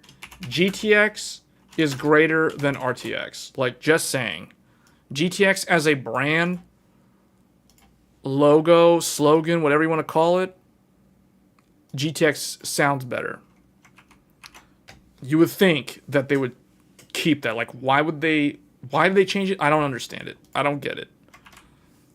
They did it so that people could make a bunch of Linus memes with RTX on and RTX off. That's probably why they did it. So, yeah, so I don't know how see, the thing is, what I've noticed is that games are not as path tracing intense as they were like in the early days of RT. So it's kind of weird. I'm seeing more various different implementations. It depends on what you look at. Like with what is it? Unreal. There's like the DXR. There's the Lumen. There's a lot of different ways to do RT now, and I don't think they have to be as computationally intense. I think there could be what I'm saying is there could be a smarter way to do RT that no one's really figured out yet. So, but I do think dedicated hardware for RT is the way to go. And I do expect AMD with RDNA 4 to introduce some form of dedicated hardware that is specifically there for doing RT functions. Because they haven't really shown that. So I think once they do that, then we'll probably see that in the next consoles, assuming there are going to be new consoles, like a whole nother console generation. But that's not going to be for several years yet. How about the price of living as well in the US? Will have an impact for sure for 4K. Yeah, and it doesn't help. Like 4K has become a lot more affordable. Like I mentioned, like a 4K monitor now can be had for like $250. I mean, that's like an entry-level GPU right there. But that's not really the price of a GPU that can handle that resolution, though. So, but it is slowly becoming more and more affordable. Regardless of all the price hikes on GPUs, which have only really occurred at the upper end of the market. Like in NVIDIA's case, it's really bad, but at the 60 series, it's not. And the AMD one didn't really change. AMD's pricing structure, with the one exception being that they split their 900 into an XT and an XTX, and they have those too close together, but I think they're going to revise that just from the natural supply and demand curve. You played through Layers of Fear that was made in Unreal 5 that looked good and had good performance with RT on. Yeah, see, so that's what I'm saying. Like, there are alternatives to implementing RT in ways that can run good, that don't have to tank the performance so horribly.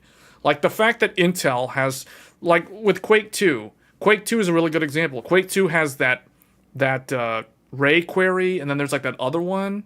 There's two different profiles, and like Intel runs way better in one of them and way worse in the other one.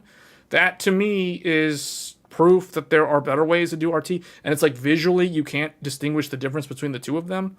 So therefore, it doesn't matter which one is more quote unquote true to life or true to the actual implementation of RT.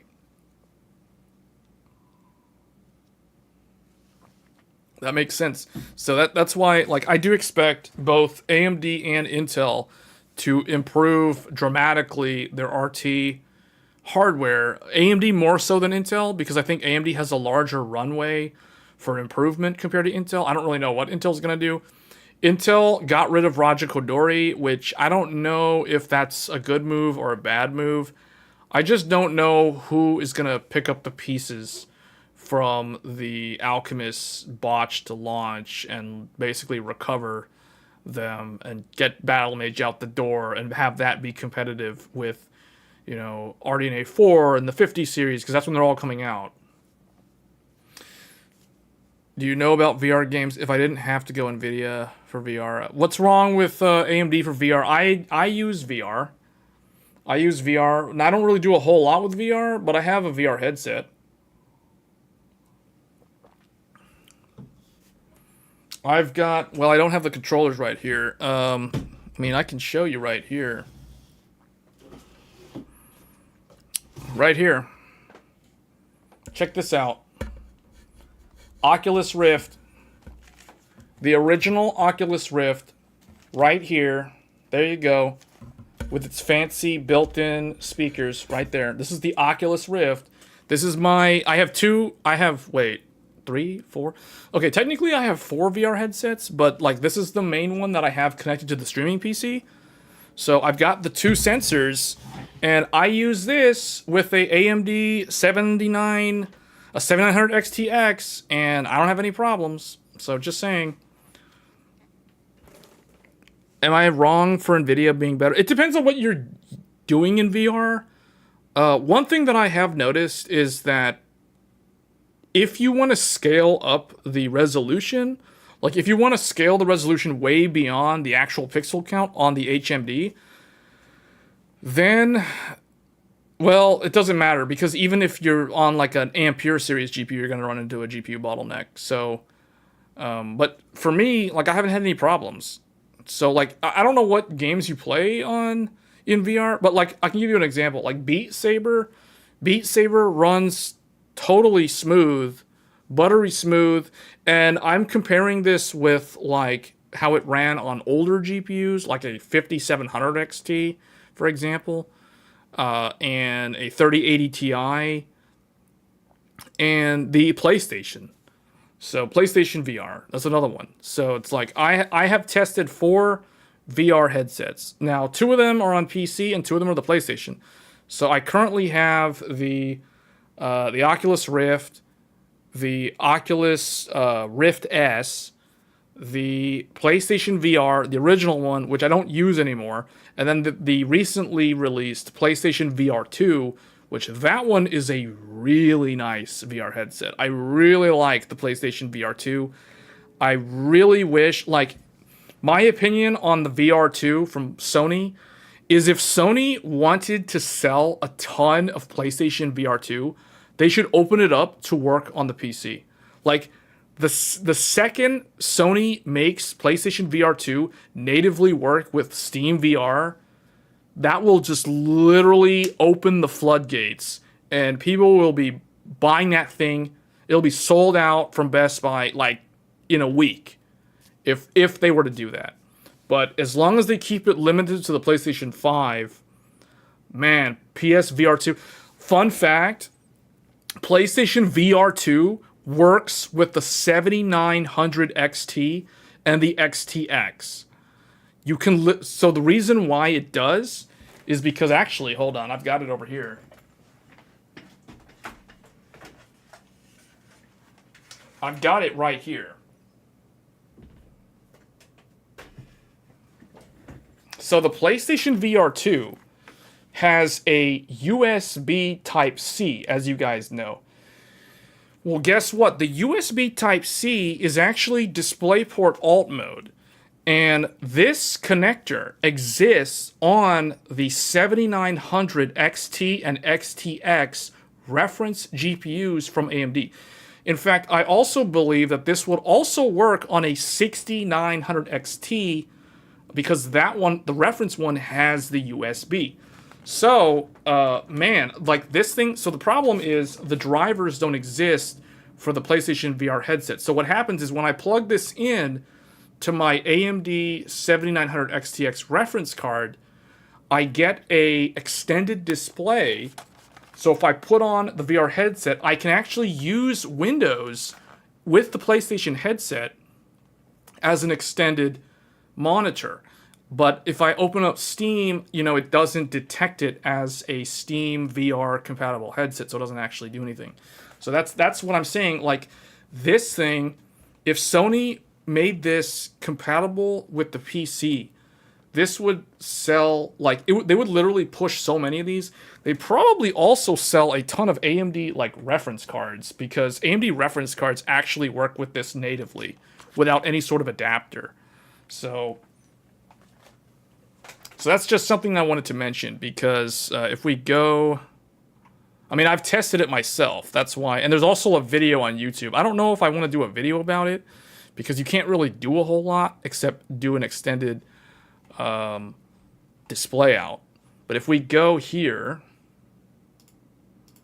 if we go to the GPU database, so if we look at this GPU, see right here, right there, the 7900 XTX reference card includes the USB-C. And if I plug my Sony VR2 headset or my PlayStation VR2 headset in there, I get to use it as an extended monitor. And I can actually do stuff with the headset. But I can't play any games. with the headset. But man, like they were saying that this was like slow to take off. The PlayStation VR 2 was like slow in terms of sales. But if they want to sell like a whole bunch of them, open it up to Steam VR and the market will buy them up. Because this, I wish that I could use this PSVR 2 with my PC, because this is so much better than the Oculus Rift that I'm using. So like the pixel count on this, I believe it's 1440p native on the what is it? Oh, I don't think it's OLED. It might be OLED, but it's really good. Like the PlayStation VR 2 has a really nice HMD for a VR headset.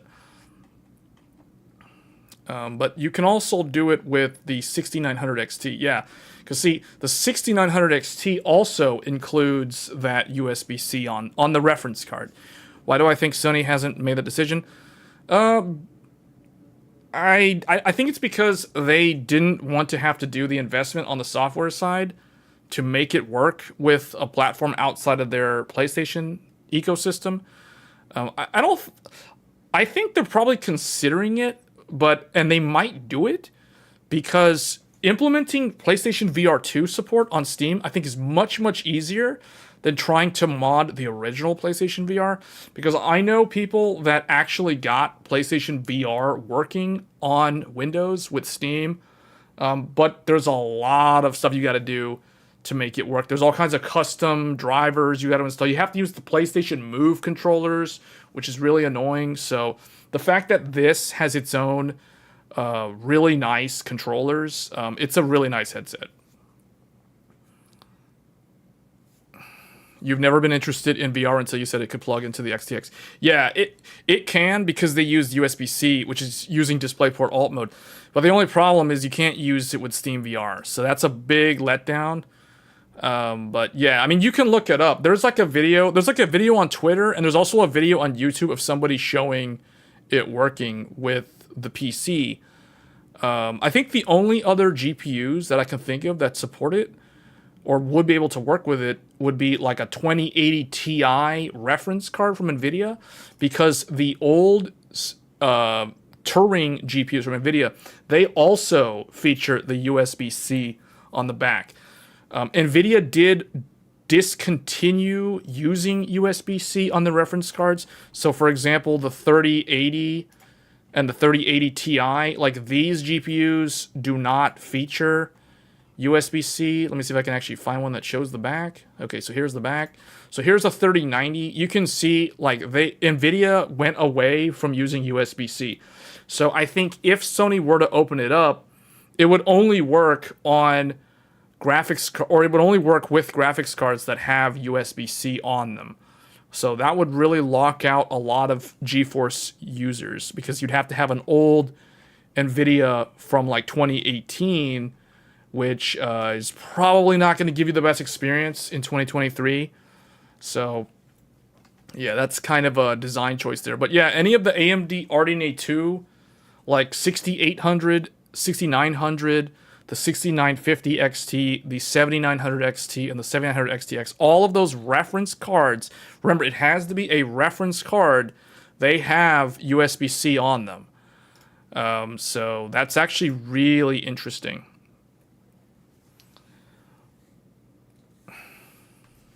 But yeah, if Sony wants to sell a lot of PlayStation VR 2, they should totally like either let Steam, it's like, hey guys, here is the SDK for the VR headset. If you want to make it, if you want to qualify it for VR, by all means, because Oculus works and it works good. In my mind, if Oculus works with Steam VR, there's no reason why the Sony PSVR 2 can't work with Steam VR, because there are graphics cards that have the USB-C on them. So that's really cool. Anyway, so yeah.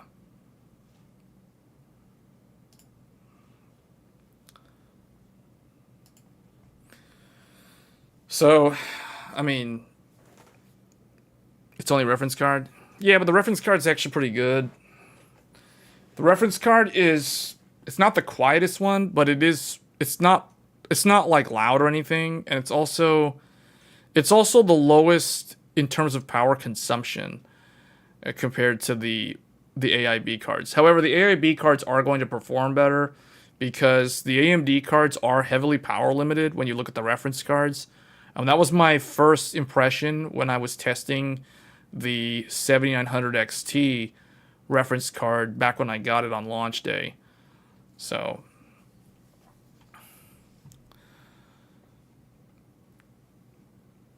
I think how did we get talking about we were talking about 4K and then we somehow started talking about VR. Oh, because someone had asked about VR. Talk about the gap between the 3090 and the 4090 for 4K.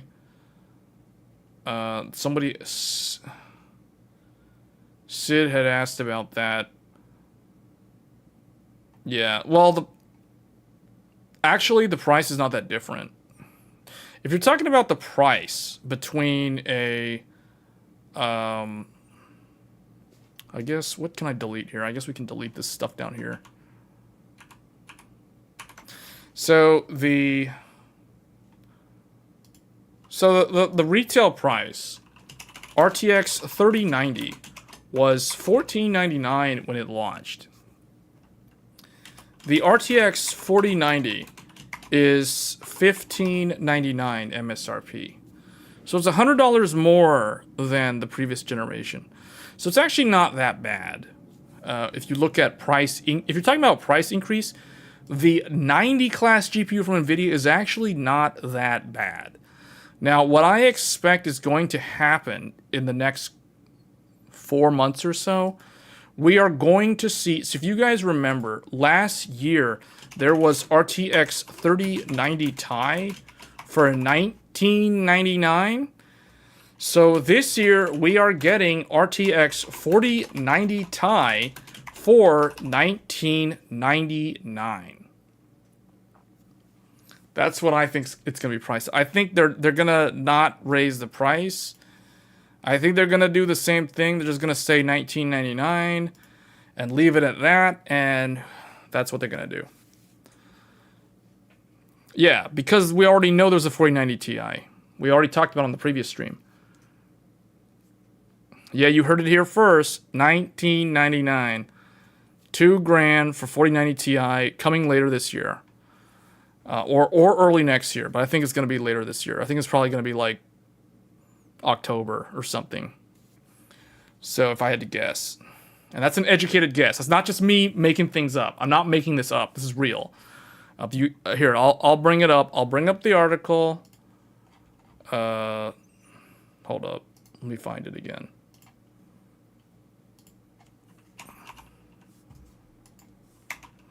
Why am I not able to...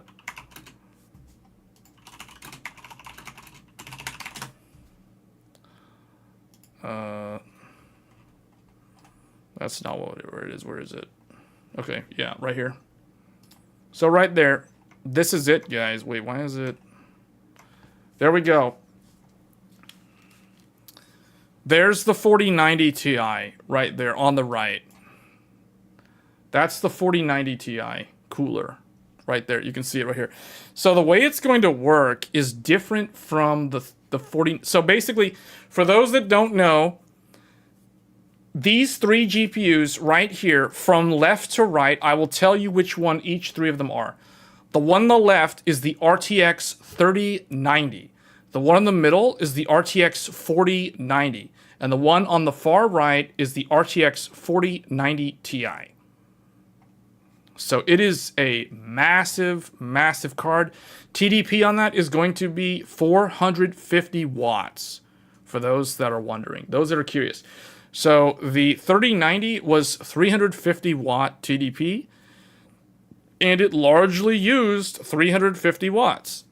The 4090 is a 450 watt TDP card, but it typically uses around 400 watts. The 4090 Ti will be a 450 watt TDP card, but it will be far more similar to the 3090 Ti in terms of how much power it uses. So it will usually pull around 450, if not slightly more, closer to 500 watts. And it can get away with 500 watts because it's using the 600 watt connector. That infamous connector that actually got an update in the spec because it's considered unsafe.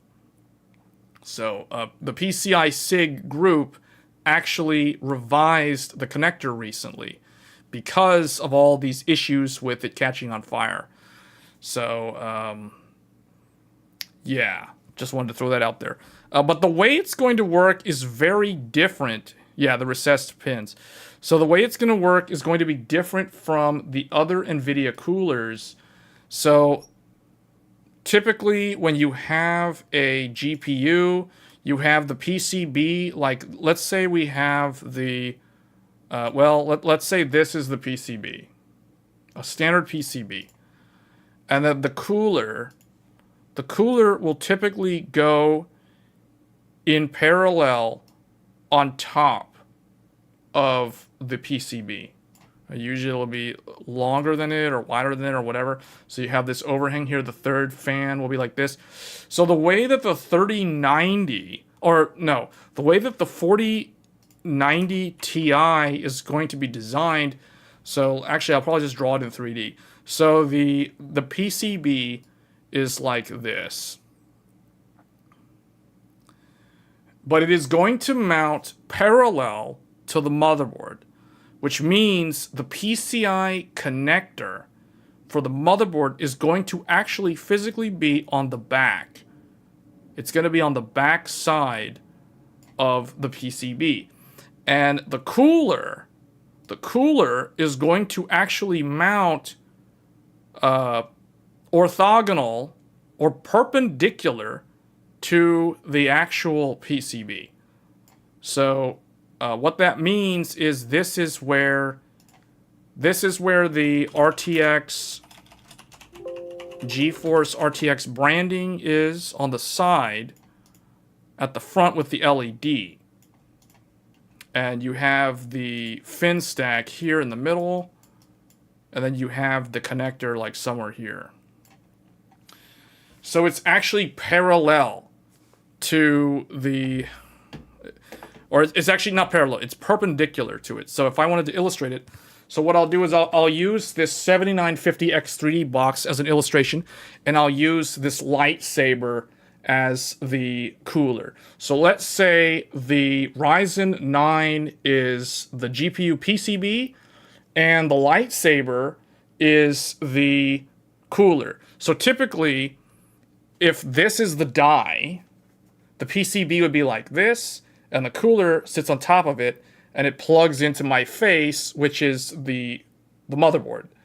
Okay, but because the 4090 Ti is so, it uses so much power, instead of it being like this, with the cooler like mounting on the actual die, it's going to be like this. It's going to mount to the back of the cooler, or to the side of the cooler, and then it plugs into the motherboard.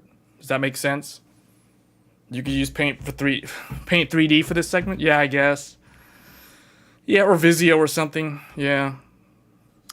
But you guys get what I'm saying. If we go back to the picture, the leaked picture actually indicates like how it's going to look. Hold on. So if we go back here,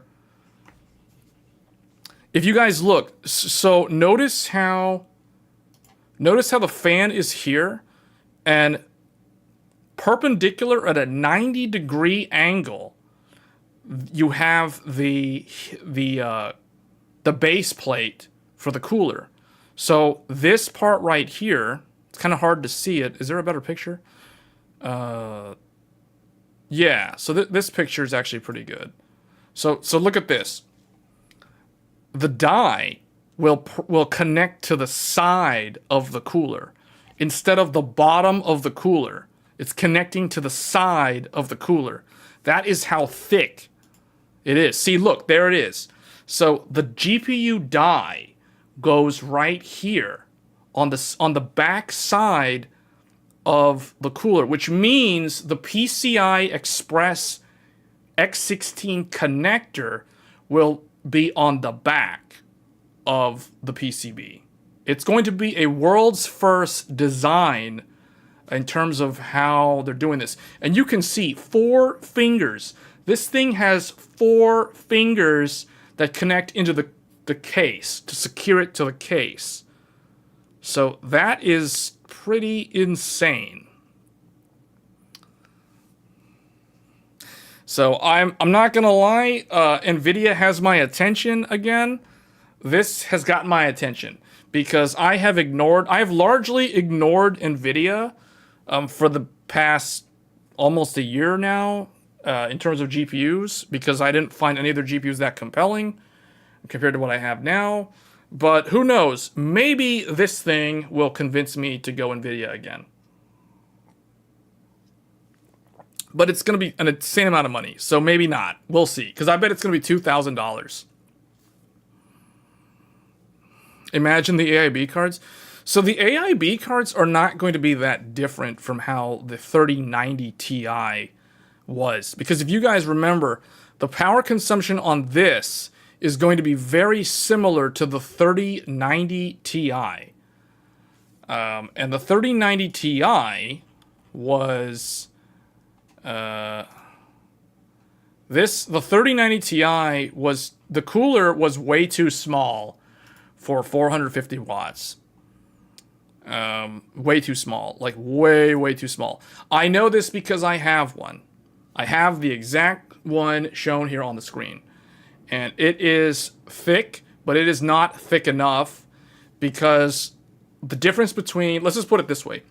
The difference between a 3090 Ti and a 3090 is the difference between someone running a vacuum cleaner and somebody washing their hands. I don't know how to describe the difference in terms of the noise. Let's just put it this way.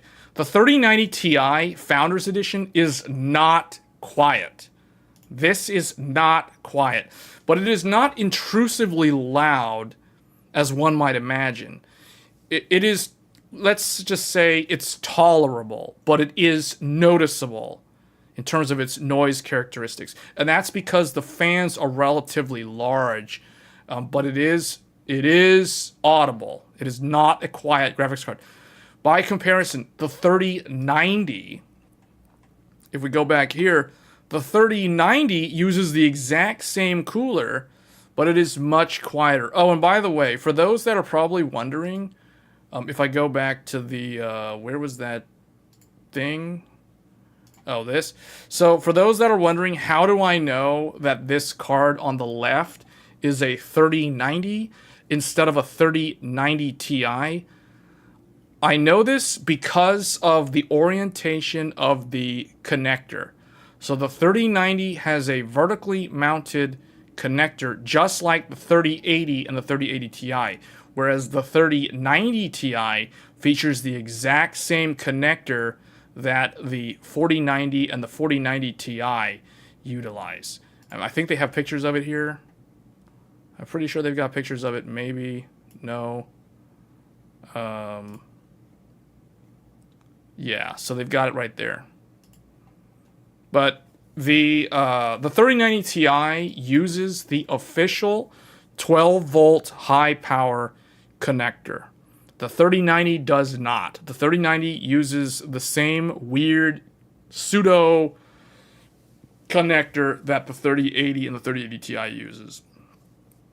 I know because I have the 3090 Ti and I have the 3080 Ti.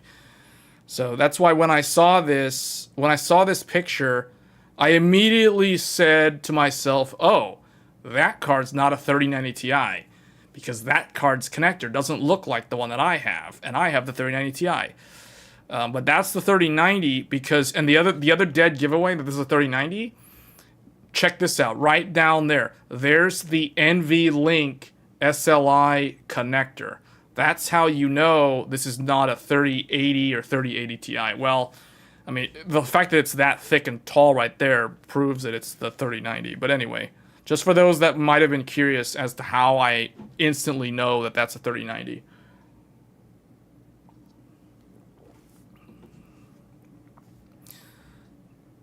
Those are the detective skills. But anyway, yeah, this is going to be interesting because it mounts.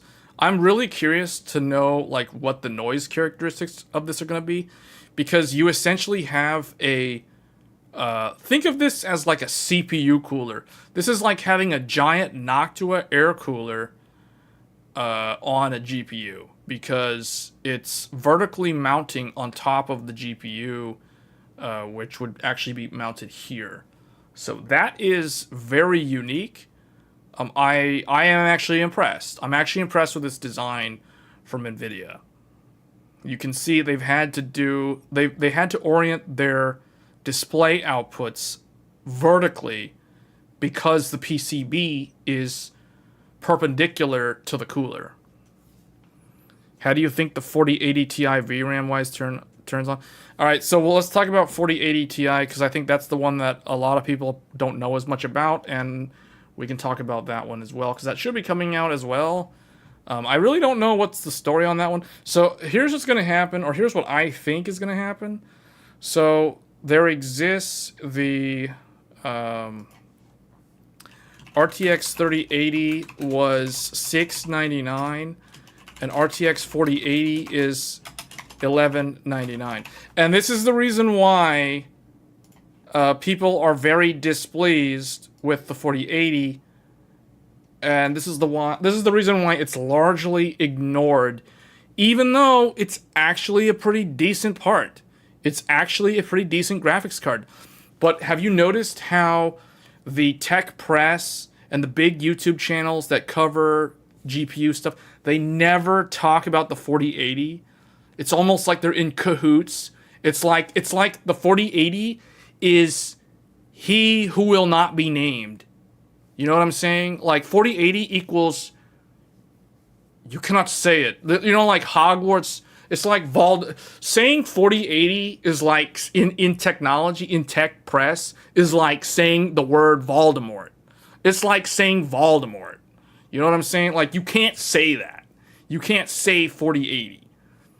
It breaks logic. It breaks the logic of like freedom of speech. So it's largely ignored, and for good reason, because it's priced like a 3080 Ti, but it doesn't have a Ti on the name. So, you know, $700 versus $1,200. You're talking about a $500 upcharge from the previous generation to the current generation or the next generation. So that doesn't sit well with a lot of people.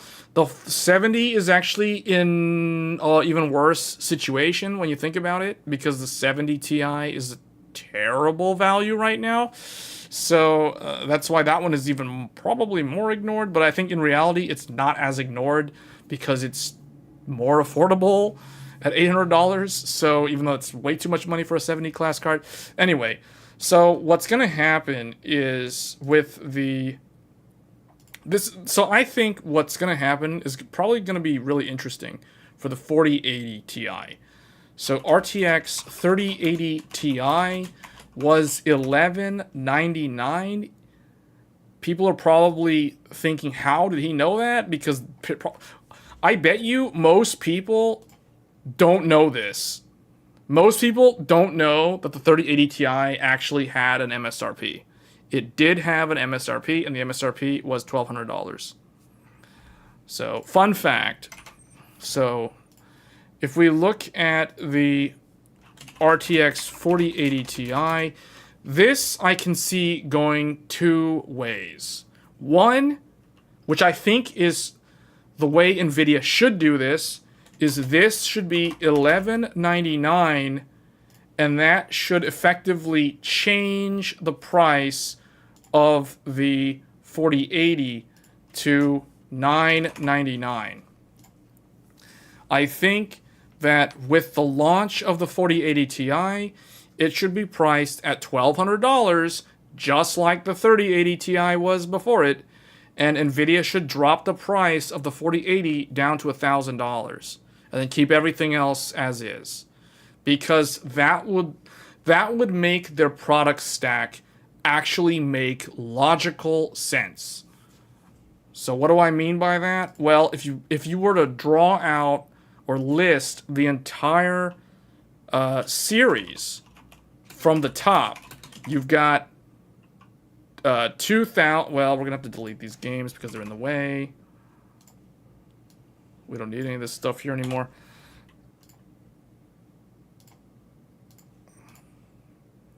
But it makes logical sense if you draw, or if you list the entire platform, or you list the entire family from $2,000. 4090 is $1,600. Then you have 4080 Ti at $1,200. Then you have 4080 at $1,000. Then you have 4070 Ti at wait, what happened here? At 800. Is that right? Yeah, 800. And then you have 4070 at 600. And you have 4060 Ti at 400. So, do you guys see how this makes sense? Do you see how it actually somewhat makes logical sense, but kind of doesn't, but it still does? So, what do I mean by that? You've got a $400 differential between 90 Ti and 90. You have a $400 differential between the 90 and the 80 Ti. And then it changes. Then it becomes $200 difference between the 80 and the 80 Ti. And then you get another $200 difference between 80 and 70 Ti. Then you get a $200 difference between the 70 and the 70 Ti. And then, of course, you have a $200 difference between the 4060 Ti and the 4070. So it actually somehow makes more logical sense, because all the cards that are around 1200 or less, which is the historical realm of where NVIDIA has priced things, all of these cards are $200 apart from each GPU as you go up or down the stack. But as soon as you go over 1200, then they start doing what I like to call the enthusiast tax. The NVIDIA tax, the NVIDIA fanboy tax, whatever you want to call it. It's an additional $200 above the $200 upcharge. So if you're an NVIDIA fanboy or an enthusiast or whatever, you get to pay $400 more if you want the 4090 over the 4080 Ti. And then if you want to be the biggest NVIDIA fanboy on the planet, you can pay an additional $400 over the 4090. So that's the way I see it. So the 90 stuff is kind of the NVIDIA fanboy stuff, because you're paying a $400 upcharge over a 80 class product. Now, this is what I think NVIDIA should do, and I can totally see them doing this because they did this when they launched. They typically do this when they launch TI cards in the past.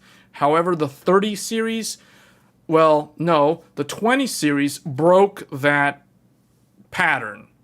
So typically, what do I mean by that? So do you guys remember GTX 1080 FE? What was the retail price of this?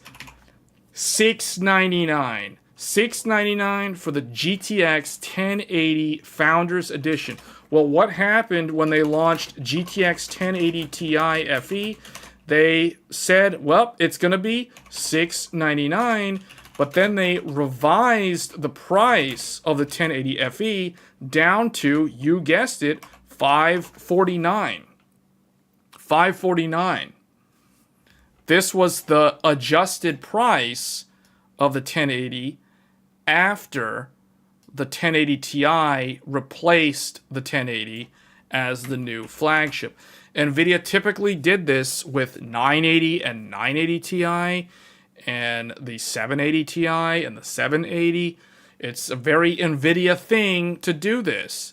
However, when they dropped GTX branding and they went RTX on, let's get it on, 2080 Ti was a whopping $1199. And remember, guys, I'm using Founders Edition pricing. I don't use their garbage MSRP pricing because none of their GPUs ever sold at those MSRP numbers. So, but they always sold at the FE price because the AIBs would always price their cards at the FE price. So let's be real. Okay, 2080 Ti 1200 and RTX 2080 was, I believe it was $699. So these cards broke the mold, or they broke the pattern, because the two of them launched together. And ever since NVIDIA has been using this accursed RTX branding, they have only made their parts significantly more expensive in the consumer market, especially at the ultra high end. And that is the reason why I call that the enthusiast tax, or the NVIDIA tax. Basically in my mind, if you want decent VRAM, you have to pay the NVIDIA tax. AMD typically doesn't really charge a premium for like 20 gigs, 16 gigs, 24 gigs for their GPUs compared to NVIDIA. So that's just something to keep in mind. Okay, so that kind of sets the record on that. Now, this is one thing that they can do, is do like 200 for all the things up to 4080 Ti, and then, 400 for the other two. But what I can see them doing, though, is either that or they don't drop the price of the 4080. But if they don't drop the price of the 4080, then what we're left with is... Wait, what happened? Okay, if they don't do that, then what ends up happening is this stays 1200. Or I guess I'll just write it over here. So if they don't drop the price, then RTX 4080 stays at 1200. And then what that means is that if you want a 4080 Ti, it's simply just going to be $1,400 or $1,399. So meaning it will slot right in between the $1,200 4080 and the $1,600 4090. And then the 4090 Ti is still going to be $2,000 no matter what. Because it's like, okay, their argument is the 3090 Ti was $2,000, so why should we make the 4090 Ti cheaper? So exactly. So it'll be 2,000. Just you watch. This I have high confidence in this being a fact. This I don't know. This could be weird. This could end up being that, or it could end up being this. And then if it's $1199, then you can expect the 4080 to be more price competitive, because it will fall. Maybe not to $999, but it'll fall. It'll fall like to $1050 or something.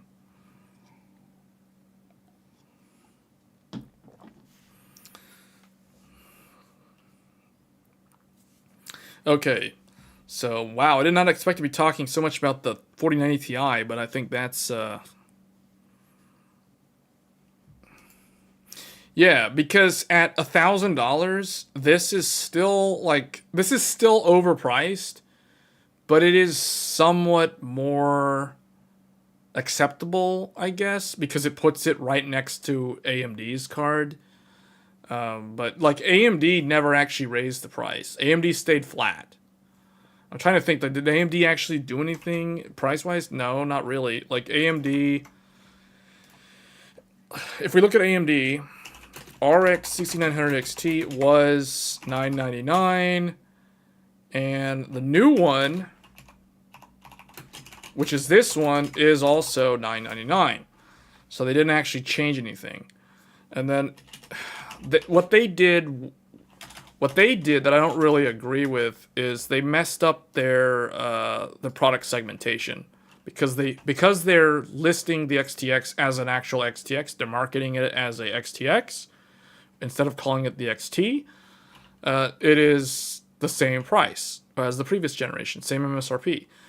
But the thing is, they had this at 649, and now they have like something that we don't know, but this is probably also going to be 649. I don't see why it wouldn't be. You know, people are probably going to be like, how can this be more than a 4070? Well, because it's probably going to be better than a 4070. We already know that it has 16 gigabytes of VRAM.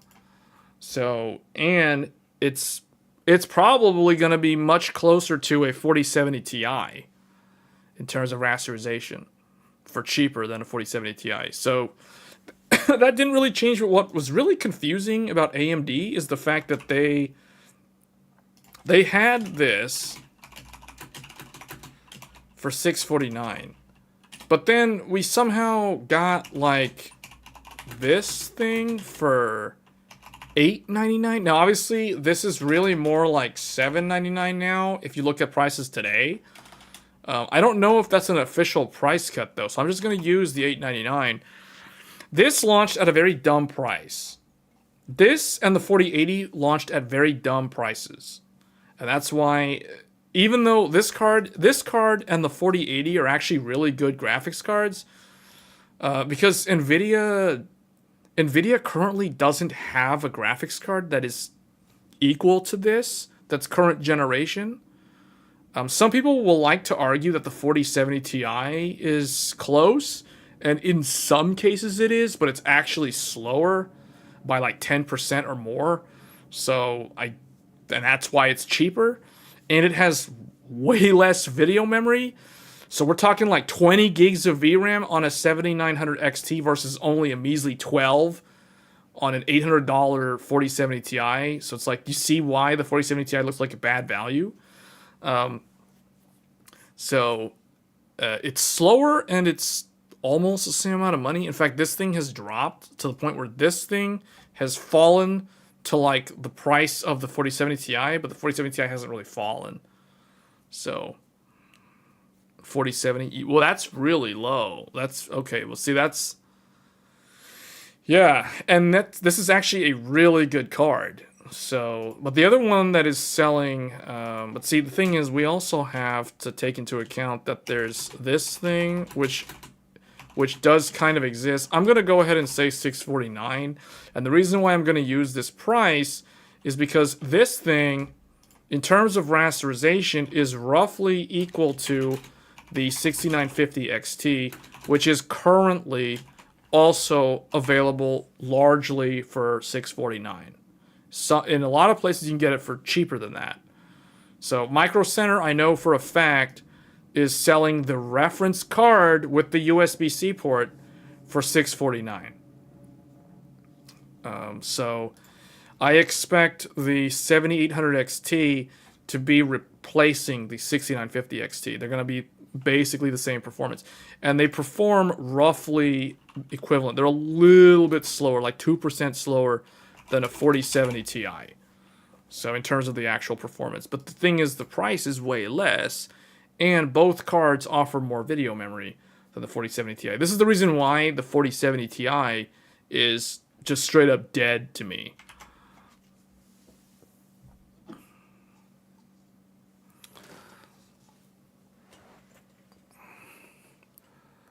Yeah. So if you look at AMD, they didn't really, I mean, unless we're counting the 7900 XT, even though I don't think we should because it's not the same. It's not really the same naming convention, and there's another card that's, so I don't know. Like in my mind, AMD didn't really change pricing, because if you look further down the stack, we haven't seen AMD's entire lineup yet. The one that I think most people are really curious to know about is the RX 7700 XT. I think this is the one that a lot of people are curious about. And if we go by the previous generation, MSRP of this was $479, which means the RX 7700 XT should be around $479, $449, somewhere in this range.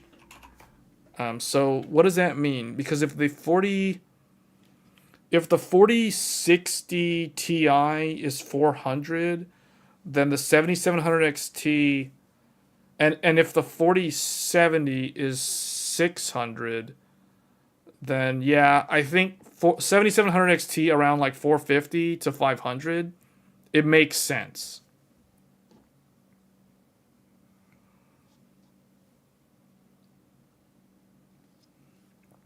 So somewhere around there is what I think is going to happen, just based off of MSRP.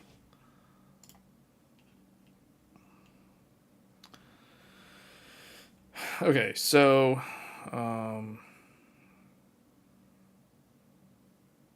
yeah. So the way I think of it is 4K. 4K is actually it's kind of easy to look at like AMD cards and determine what resolution they're meant for. The Nvidia ones, I guess by and large, Nvidia now finally has parity with AMD when it comes to being able to look at an Nvidia GPU and determine if that's 1440p or 4K. Because it was harder with the previous generation, because Nvidia always shortchanged the users on video memory, and that was the limiting factor for higher resolution. And it'll always be the limiting factor, higher resolution. We've looked at multiple games that have come out this year that have proven that narrative time and time again. So just looking at this list, yeah, it'll be interesting to see what AMD actually prices these mid-range cards at. Yeah, it's easier now because of the video memory. So because if we look at, say, if we remove the previous, let's just look at this. Like, the way I see it, 7900 XTX, 7900 XT, these two can be 4K. Like, the XTX definitely can do 4K. The XT can do 4K.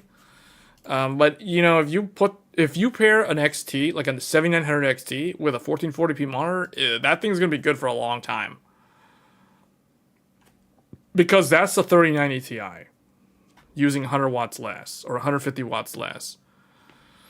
So, 7800 XT, this and I don't know what the other derivatives will be, but these are, like, in my mind, these are the 1440p. And then the if there is an XT and this, these are the 1080p. Because AMD typically does, what do you got here? You got 8. You have 8. You have, this one's going to be 12. This one's going to be 16. And this one is 20. And this one's 24. So you can tell that the VRAM on the AMD cards is actually pretty easy at indicating like what resolution. Basically, if you look at an AMD card, you look at how much video memory it has, and that tells you what is the target resolution for that graphics card.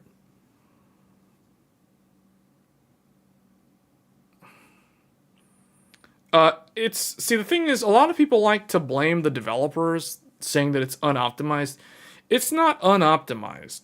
See, the reason why games in 2023, all of a sudden, out of nowhere, are using so much video memory is because PS4 and Xbox One are retiring later this year. This is a news flash. You heard it here first. News flash. PS4 and Xbox One and their derivatives, that includes PS4 Pro, Xbox One X, etc. They are retiring later this year. So what that means is that the games that are coming out this year, next year, and afterwards are all going to be using way more video memory because the developers are no longer being held back by these almost 10-year-old machines. When did the PlayStation 4 launch? Fall 2013. When did the Xbox One launch? Fall 2013. How powerful is a PlayStation 4? A PS4 is roughly equal to a Radeon HD 7850. That was a mid-range GPU from 2012. It launched in March of 2012. It was the cut-down version of the 800 class card. So that is how old this technology is. So think about it. The way I see it, developers are no longer capped on like resource allocation. So they can unleash the full power of their game engine and do whatever they want. And what that means is anyone on PC, their PC better be ready to weather that storm because all those high texture packs and all that stuff is going to come right at them. The PlayStation 5 and the Series X will largely I don't want to say deter them, but those will largely enforce the limits. Meaning we are now living in the PlayStation 5 and Xbox Series era of games. And that is the reason why you're seeing the video memory amounts like go way up. So I don't consider it unoptimized. I consider it expected behavior. This is expected behavior, and it's only going to continue to ramp up until they reach a saturation point due to the limitations of these consoles. And the reality is we are actually starting to see the limitations of these consoles already. Final Fantasy 16 is a prime example. That game, well, I guess Forspoken is another example, but Final Fantasy 16... You know, that game was originally designed for 4K 30. The developers at Square Enix, Final Fantasy 16 targets 4K 30 as the like optimal experience. Now, they also achieve 1440p 60 as an alternative because it is an action game. So they do want, a lot of people want higher frame rate. So they do that. So the way they achieve it is you get 4K 30 via 1440p upscaled to 4K, and then to achieve 1440p 60, it's achieved via 1080p upscaled from FSR. So they're using FSR for both. They're leveraging FSR in both scenarios for that game. And the fact that they're having to rely on FSR is kind of telling where we're at in terms of the hardware limits. Now, I don't know if it's Final Fantasy 16 specifically or if it's just the developers' choices with their engine, because Square Enix is clearly using some sort of modern derivative of the Luminous engine that they used for Final Fantasy 15. That much is clear to me. So what did Square Enix use to develop? Let's look at it. Luminous engine. It was used for Final Fantasy 15, Forspoken, and Final Fantasy 16. Although I think that with Forspoken and FF16, these were heavily modified. In fact, Luminous Engine itself is a heavily modified derivative of the Crystal Tools, because Crystal Tools was what they used to make Final Fantasy 13. So they had Crystal Tools, and that's what they used to make FF13 and FF14. And then I think at some point they like modified some of it for Luminous Engine. So 14 is actually some kind of weird like mishmash of like Crystal Tools Gen 1 with Luminous Engine features, but not the full stack. Because if you look at how global illumination is done in FF14, it's not actually anything like Final Fantasy 15. But if you look at Forspoken and FF16, they use a lot of technology which is very obvious in Luminous Engine. So, what about Starfield? Starfield, good question. I actually don't really know what they're using. That's Bethesda, and I don't know. You know, honestly, I don't know if they're using like Unreal 5 or something. I have no idea. I don't really know. Doesn't Bethesda typically do their own thing, though? Don't they make their own engine? They don't really use Unreal Engine, as far as I know. I personally don't like Unreal Engine, especially Unreal Engine 4, because of the compilation stutter. Because that is a terrible problem on PC. Doesn't matter what GPU you're using, it always exists. The only workaround is like pre-compiling shaders, and not all the games do that. But yet the consoles don't have the problem, so I don't really know what the deal is with UE4. And supposedly UE5 sort of fixes it, but I don't know. They're using their own engine for the game. Okay. Yeah, I don't know what it is about like the Square Enix game engine, but like their engine is really not that good. Like it looks good, but it doesn't perform well, if that makes sense. Like Luminous Engine is fine.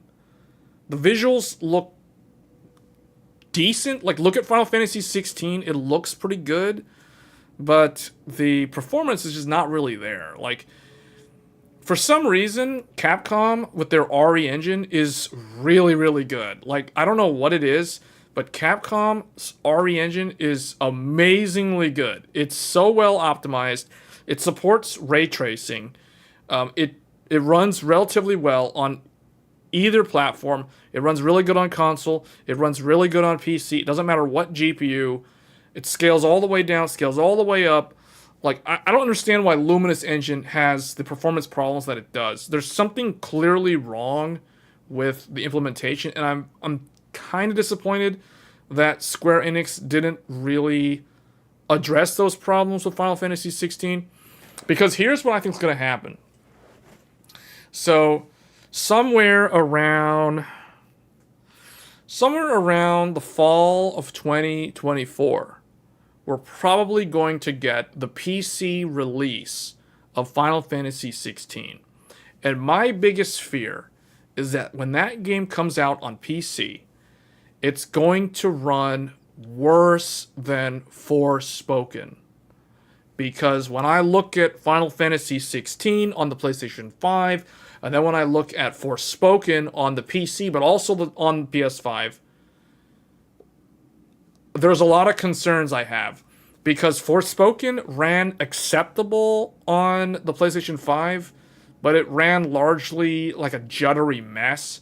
But it was pretty terrible on PC. You had to have like insanely good hardware, and you had to have an insanely fast SSD to run that game with decent frame rate without a lot of like stutter and judder and micro stutter and all kinds of weird issues with the way it did direct storage. And you had to have a really good CPU, because if you didn't have a good CPU and you were trying to do direct storage, you basically had a terrible CPU bottleneck the whole time you were trying to play that game, even though it's a single player game. And my biggest fear is that when they port Final Fantasy 16 to the PC, sometime a year from now to 18 months from now, they're going to just basically do the Forspoken thing, and it's going to run like trash. So I don't know what they're going to do. I hope they either don't do direct storage at all, because that's opening up a can of worms, or if they're going to do direct storage, they need to do the decompression, the asset streaming from the SSD from the GPU. Like, make the GPU be what is decoding and decompressing the stuff from the SSD. Don't do that on the CPU, because that's how Forspoken does it, and the performance of that game suffers unnecessarily because of that. So, I don't know what they're going to do, but Final Fantasy 16 on PC could be a terrible disaster, just like Forspoken, unless they, do something different. Because Final Fantasy 15 also ran like trash when it came out on PC, and the only reason why Final Fantasy 16 runs acceptable now is because it's such an old game that you can basically brute force your way through Final Fantasy 16 with a super high-end system. And that's not a good thing. Like, Square Enix, when it comes to their high fidelity, like high budget games, aka Final Fantasy games, they historically don't do a good job porting them to the PC. They're usually pretty terrible on PC.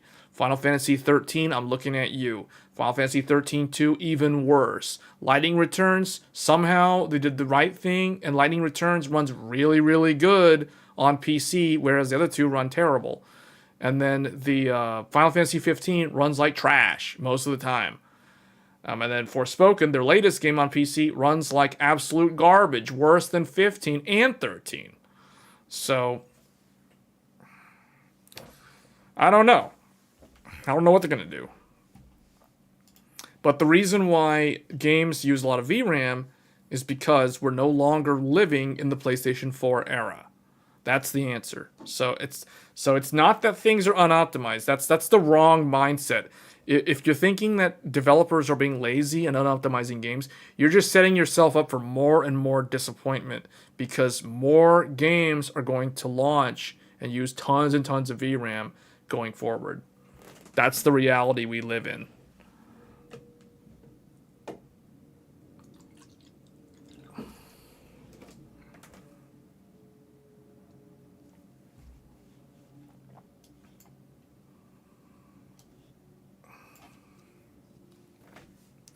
All right, so I guess, I don't know, was there anything else I wanted to talk about? Like, if we go to these news articles, I had a couple of news articles. Oh, speaking of Final Fantasy 16, they did update the game to be able to turn off the motion blur. So that was updated like yesterday, supposedly. So you can adjust the amount of motion blur from the default of 5, which is max, all the way down to 0, which is no motion blur. So that's actually really nice.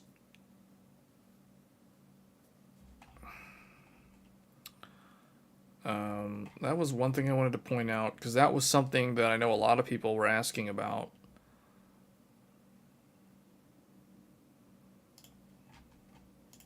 Let's see if there's anything in here. Oh, here we go. So the 12 volt, the very high power connector, said to be replaced by the 12 volt 2x6 connector. See, when I read 2x6, that makes me think that they're going to have like a split in the middle, so you can do like half of it if it's only half, but that doesn't make sense. I don't like the name. This name sounds very confusing, but anyway.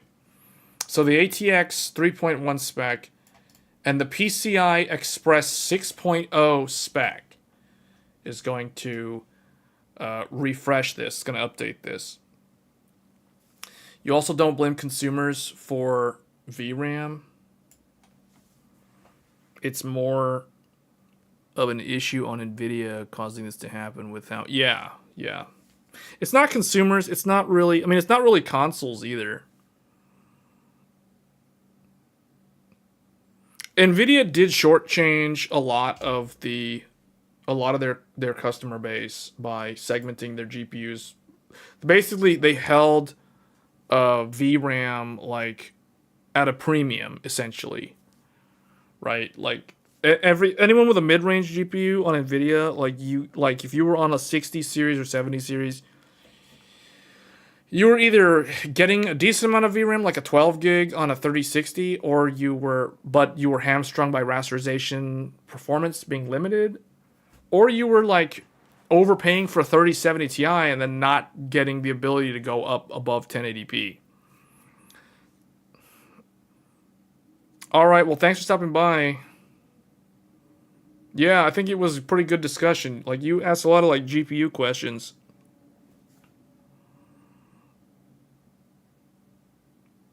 See what it means. Hopefully it does get better in the 4080 Ti. 4080 Ti will be, yeah, that'll be another 16 gigabyte graphics card. Very similar in spec to the 4080. Just more CUDA cores. Did you already talk about... Hey, Felipe. Or Felipe. Not Felipe. Whoops.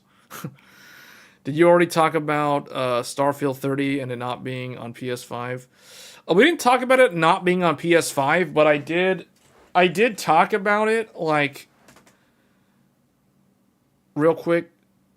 No, it's going to be 16. There's no 20 gigabyte card. There's 12, 16, and 24. It's Felipe? Or Philippe? Some people will pronounce their name like Philippe instead of Felipe. I've heard it said like two different ways.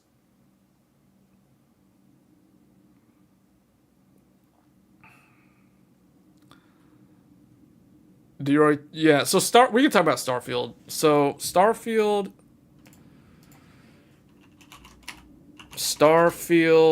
system requirements. So let's see. Is there like an official website? Why do I have to go to like these random ass websites? All right, here we go. Check this out. This is it? This is Starfield requirements. This is all it is. That's not that bad. So the GPU spec for recommended doesn't make any sense. Yeah, we talked about this in a previous stream. I remember Met and I were talking about this, how it didn't make any sense because the NVIDIA on the recommended, like a 2080 is way slower than a 6800 XT. And a 6800 XT is basically a 3080. So yeah, so it's recommending. I don't agree with the 16 gigabytes. I think that should be 32 on the recommended.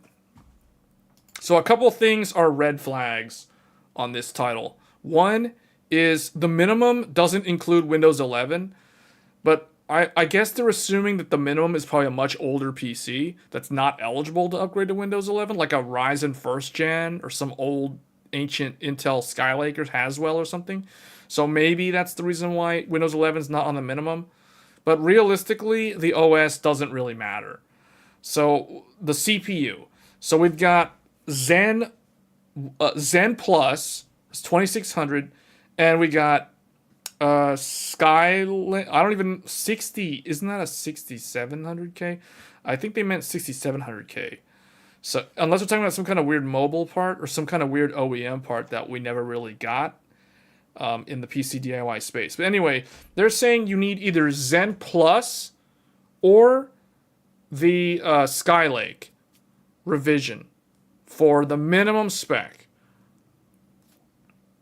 In all reality, though, like minimum, so Zen 1, like a 1600X from AMD or an Intel Haswell 4th gen will probably be fine as the minimum spec. Because these two are not that much different from what I just mentioned. But the recommended is interesting. So they're saying Zen 2 or the Intel 10th generation. Yeah, these two are relatively similar. Like, you would be hard-pressed to tell the difference between these two processors on a side-by-side blind test comparison. So I agree there that the recommended, to me, for a game like this, Zen 2 or Intel 10th generation is totally fine. They're saying you need at least 6 cores. 4 cores won't work. Really?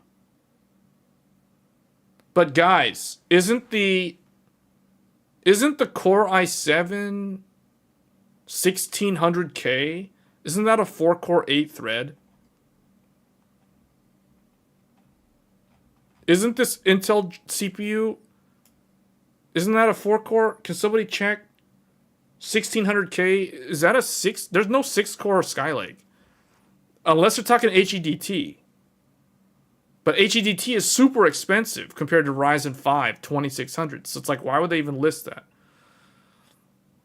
So they're saying you need 6 cores. Well, okay, these recommended ones are 6 cores, and this AMD one over here is a 6-core. 6800K is a... Wait a minute, for real?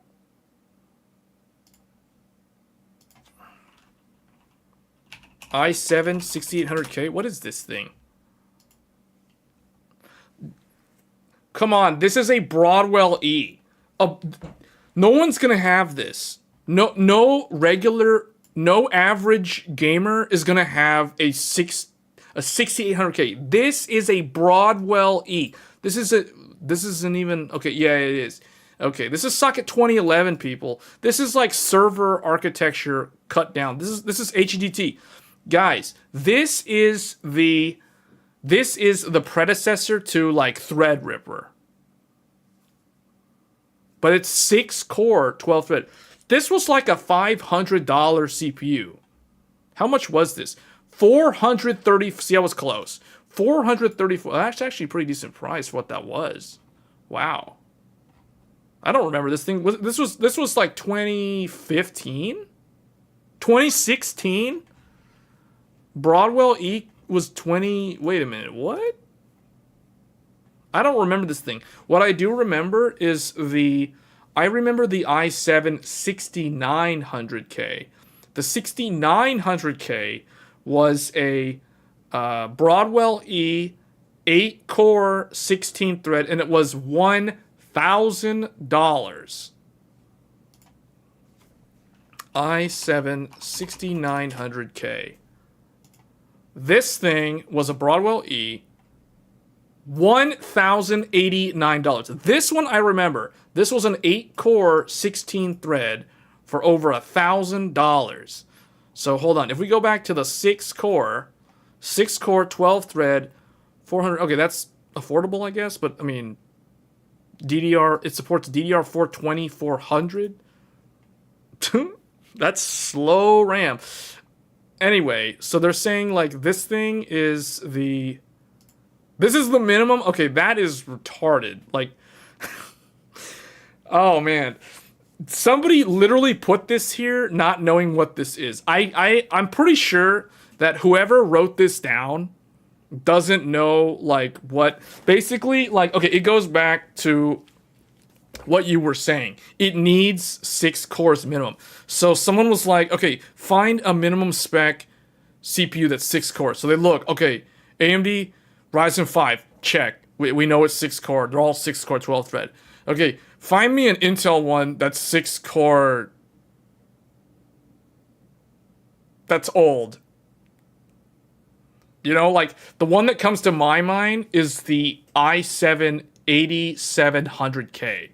The 8700K is what I would have written here, not this thing. Because I can pretty much guarantee you very few people have this, let alone people that have gaming PCs. Nobody built this for a gaming PC. This is a HEDT. This is the thing that like Threadripper was meant for. It's in that market. The motherboards that go with this processor are like $400 minimum, up to like $1,000 from like Asus. Like the Asus Rampage. You guys know what I'm talking about? Asus Rampage. Asus ROG Rampage 4. Here we go. This one? This one? Asus Well, this is the black edition. Where's the regular one? Anyway, Rampage.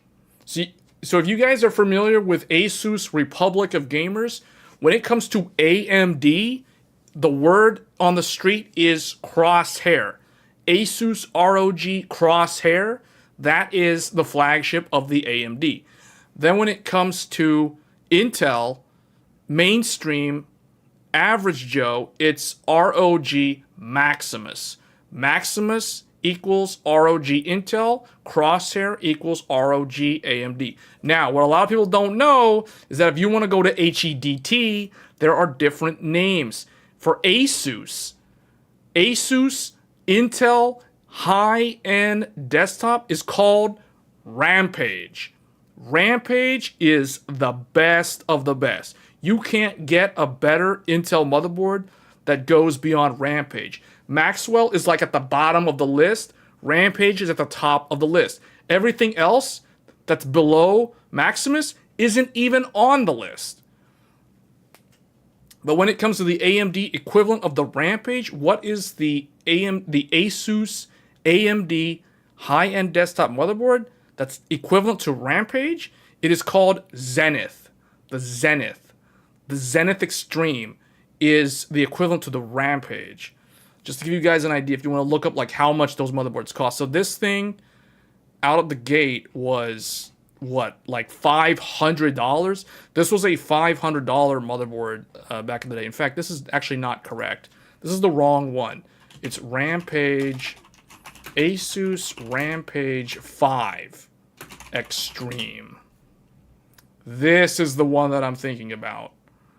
There we go. There was a time where I really wanted this motherboard. I was tempted to get on the Intel high-end desktop bandwagon back in the day when I was sitting on like a Haswell 4770K. I remember this board. This was like my dream motherboard. Like it was the Asus Rampage 5 Extreme.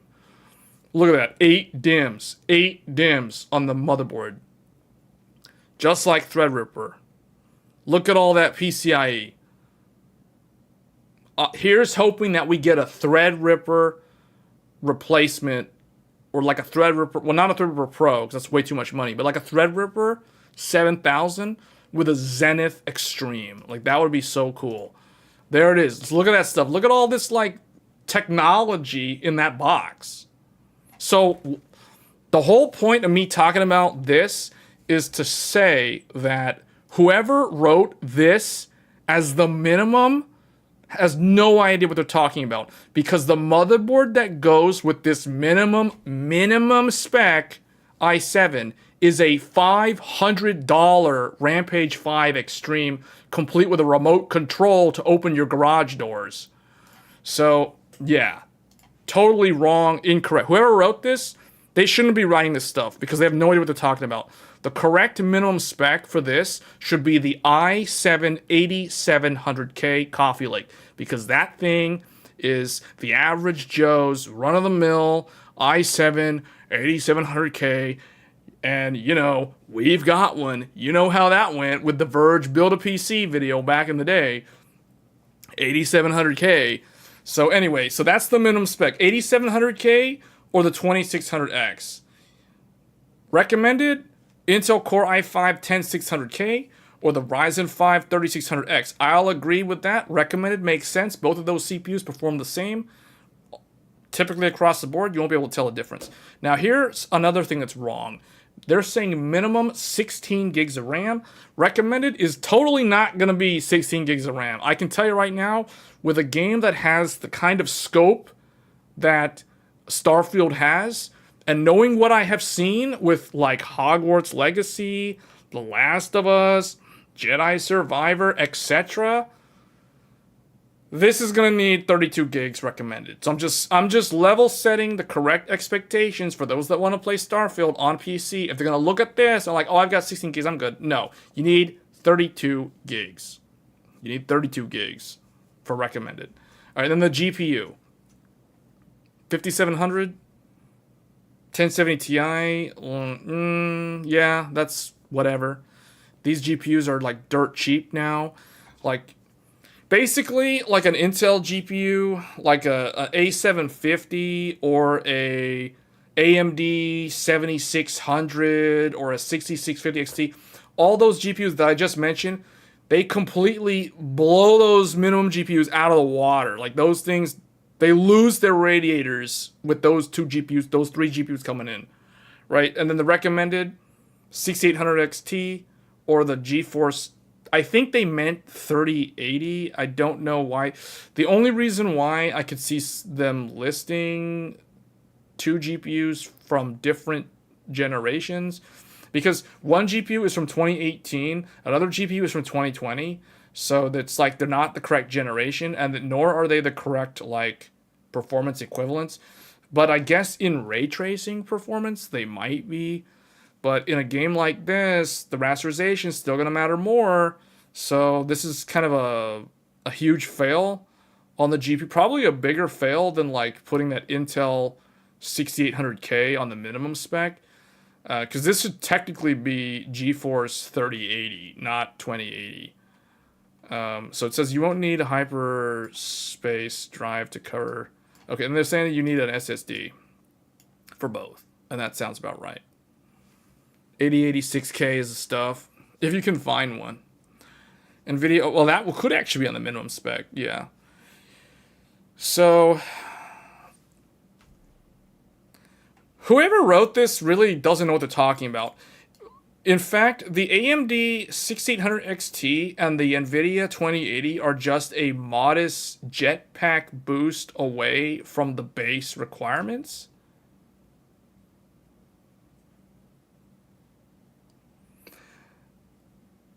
Okay, hold up. This is probably the dumbest sentence I've read all day of any article that I've looked at. So this article claims that a 6800 XT is a modest jetpack boost away from the base requirement, meaning it is only a modest upgrade over a 5700.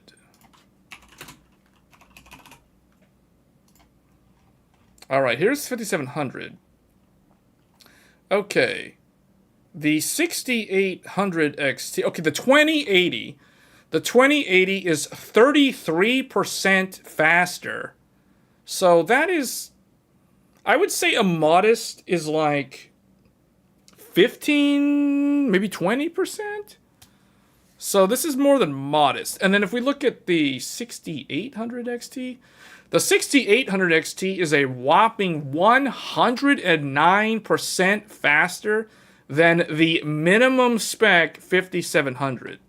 In fact, if we look at the 1070 Ti, which they list as the minimum from NVIDIA for Starfield, the 6800 XT is 127% faster. That is not a, how do they put it? That is not a modest jetpack boost away from the base.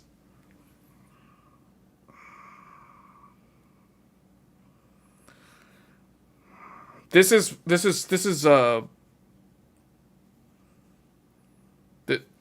don't know what to say. I'm at a loss for words after looking up how much different those GPUs are. You just finished your playthrough of Ghostwire Tokyo. I kind of want to play that game. That game sounds interesting. It looks cool. We love dumb sentences. I'm at a loss for words reading this article. Starfield is a cool looking game. I don't want to set my expectations super high though, because I know I'm just going to be setting myself up for disappointment.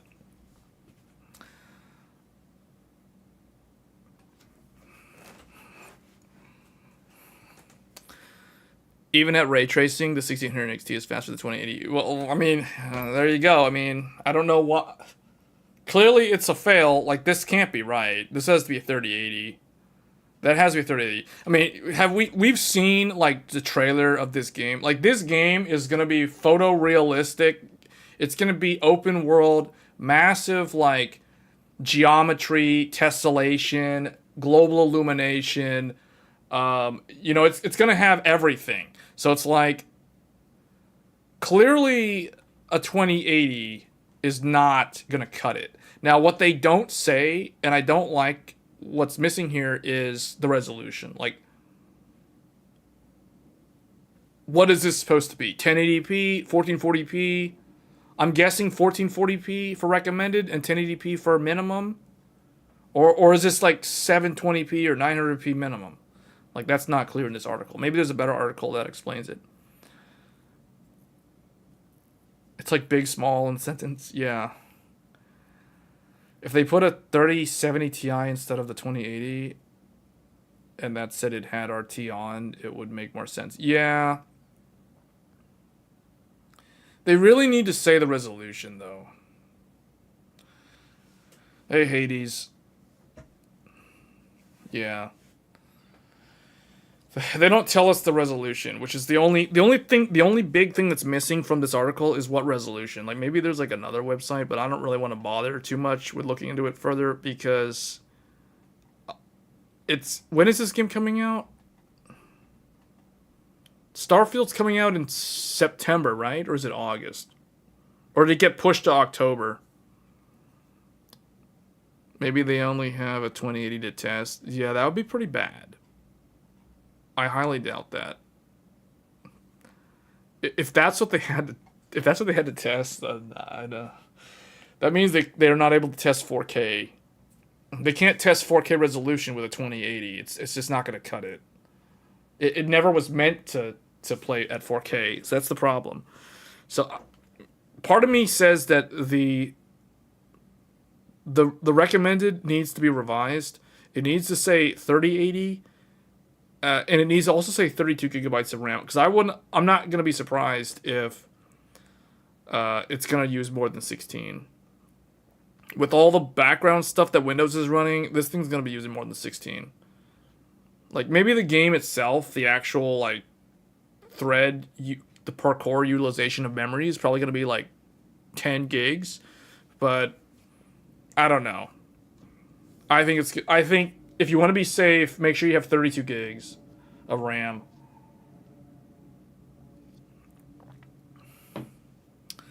All right, anyway, I think, what else is there to talk about? Like, we talked about the 4090 Ti again, even though we talked about it before. Final Fantasy 16 can turn the motion blur off now, so that's really nice. What else did I have on the schedule? I don't even remember anymore. 125 gigabytes for a game. Can't wait for a 1 terabyte game coming soon. Doesn't World of Warcraft use like 300 gigabytes or something? Like, isn't that a really large game to begin with?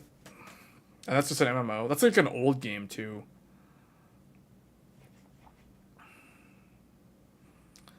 Yeah. So,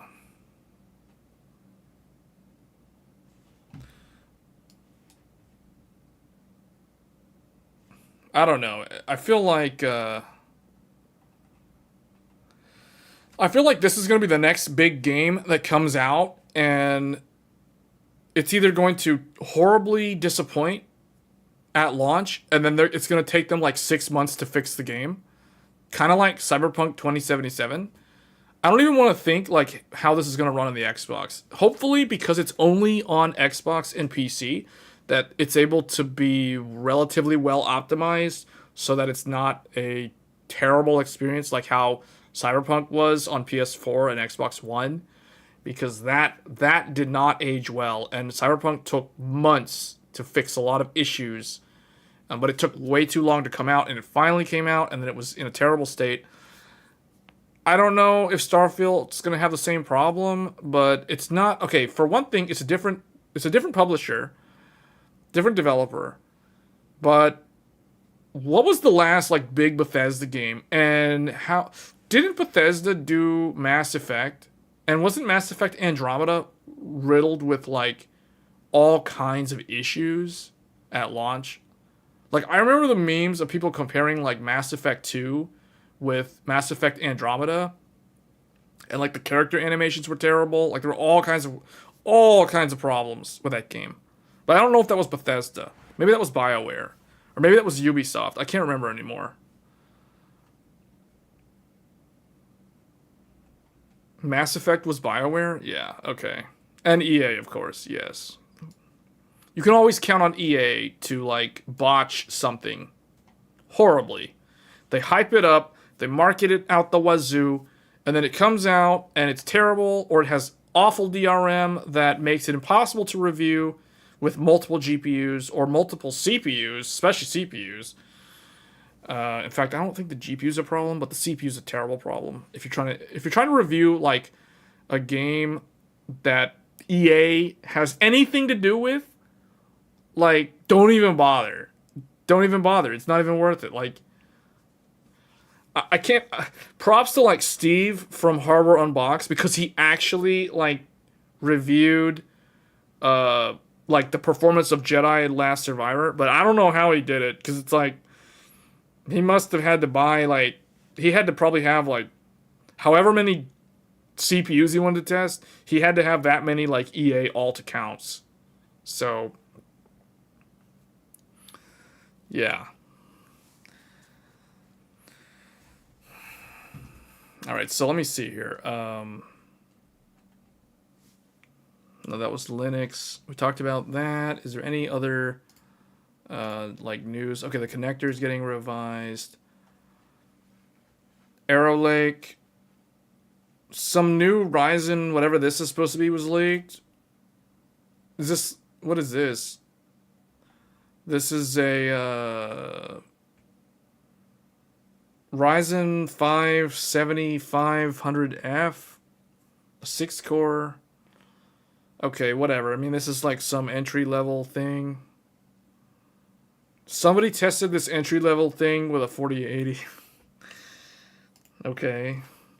All right, and then we have Arrow Lake. So last but not least, Intel releases Arrow Lake and Lunar Lake instruction set reference guide. So this is for I think this is more for like application tuning for Intel CPUs for like the upcoming Arrow Lake and Lunar Lake, because they've had to backtrack on a couple of things, particularly because they removed AVX 512 from Alder Lake and they've kept it out with Raptor Lake. So, and the thing, there was some applications, it's not really that relevant to us. It's not really relevant to games. But it's more relevant for things like emulation and some other specific programs like deep learning, neural networks, that sort of thing. But that doesn't really matter too much on consumer, because these sort of workloads they typically run on servers, and Xeons all have AVX 512. So it's not really a big deal. But it is kind of a bummer that they pulled it out, because there are some startup companies that are running data centers. Like the best example I can give you is like the Hetzner data center in the European Union. Der Bauer has mentioned them. Like, they have sponsored a couple of his videos, or he has at least mentioned that data center. And I know that those guys are using a lot of, they do have some Xeon, but they do use a lot of AMD Ryzen CPUs for servers, and they use Intel ones as well. But the problem is the Intel ones don't have, at least the modern ones, they don't have AVX 512. So, but the AMD Zen 4 CPUs do. So it's kind of a way to like build a server farm on the cheap, because you can leverage like a 7950X, for example, and you can do AVX 512 workloads on it, just like it was a server. So it's a cheap way to kind of circumvent having to pay all that extra money for that server class motherboard, that server class EPYC CPU, etc. And all the kind of like license fees and stuff with the support costs. You can just kind of like sidestep that whole thing and buy like a Ryzen 16 core 32 thread, or even a 12 core 24 thread, and just like run your whatever you want to run on there that uses AVX 512. So, not exactly sure what this is about, but this is basically saying that, see, AVX 512 is in Cooper Lake and Sapphire Rapids, but it's not in Alder Lake. And Raptor Lake isn't even mentioned, because it's just not, like, this is not a thing for data center work use cases and instruction sets. So why Intel gave us AVX 512 on 11th gen but took it away. See, and that,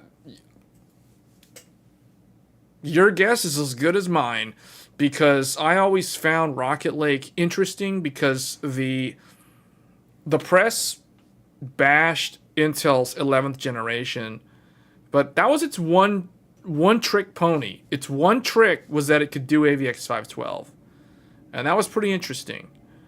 It was limited to 8 cores, 16 threads, compared to 10 cores, 20 threads on the 10th generation at the high end, but it could do the 512 instruction set. It had the same instruction set that was on the server class hardware.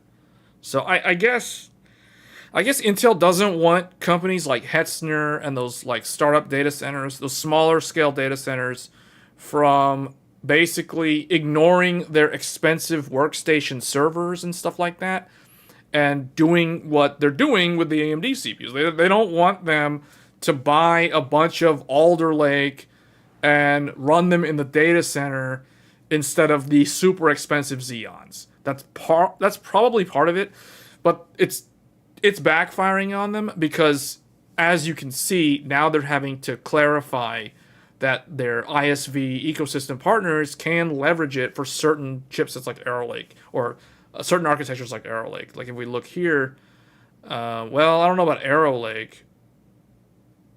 Yeah, some of these, well, yeah, like AVX, the IFMA, any convert, like all these ones down here at the bottom of the list.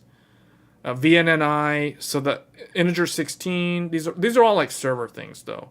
Those are definitely server workloads.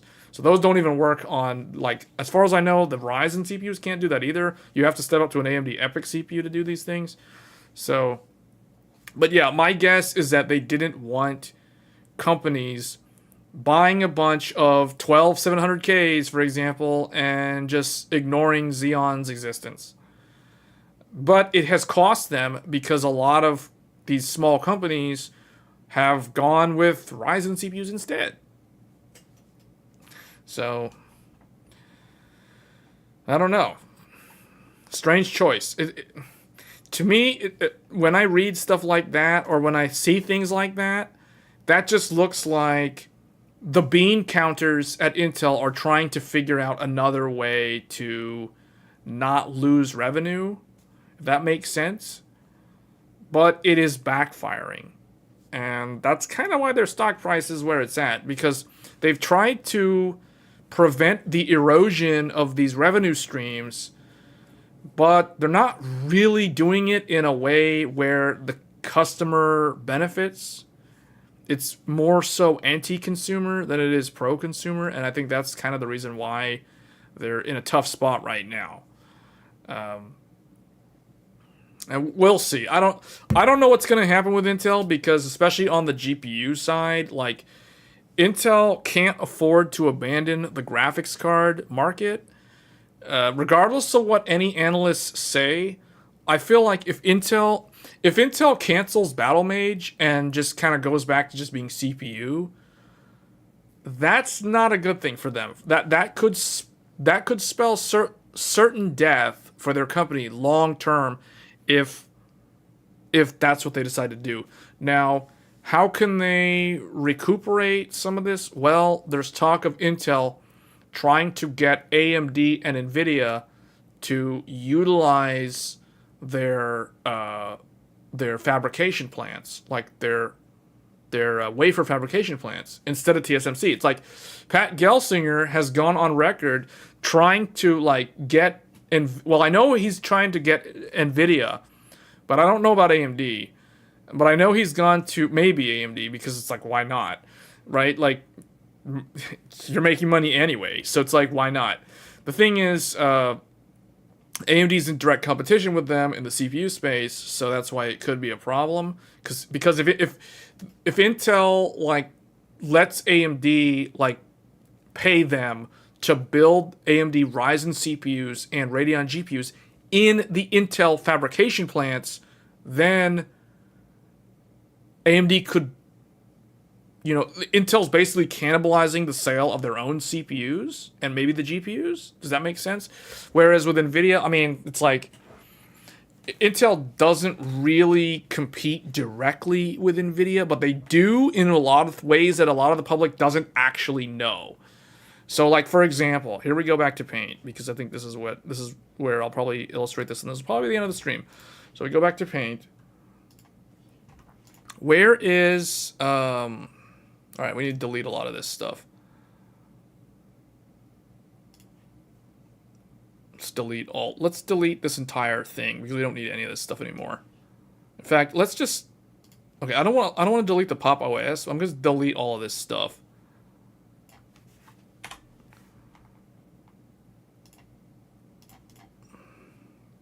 Okay, so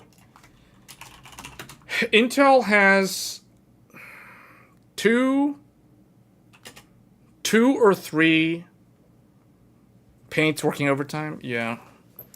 Why Intel? Okay, so Intel has the they have the consumer like market. They have the consumer, what do we call this? What do we want to call this? Desktop, laptop. They have this market. They compete with AMD primarily in this one. They also have networking. They have networking. So think of it like network interface cards, servers, etc. Like, well, okay, maybe not servers because those are kind of data center, but they often overlap with networking hardware. But think of like network interface cards, switches, routers. This is actually, a lot of people don't think of Intel when it comes to this stuff, but Intel is a massive, massive force in networking because a lot of the high-end routers and switches in the enterprise and the service provider world leverage Intel x86 architecture for their CPUs. A lot of people, the typical public doesn't actually know this, but Intel has a big footprint in the networking world. So consumer desktop laptop, we all know that. That's basically, you know, like Raptor Lake, Alder Lake, all that stuff. And then networking is usually these are going to be like Skylake based or, usually Skylake based. Or even older, like Broadwell as well. But not so much anymore. Mostly Skylake.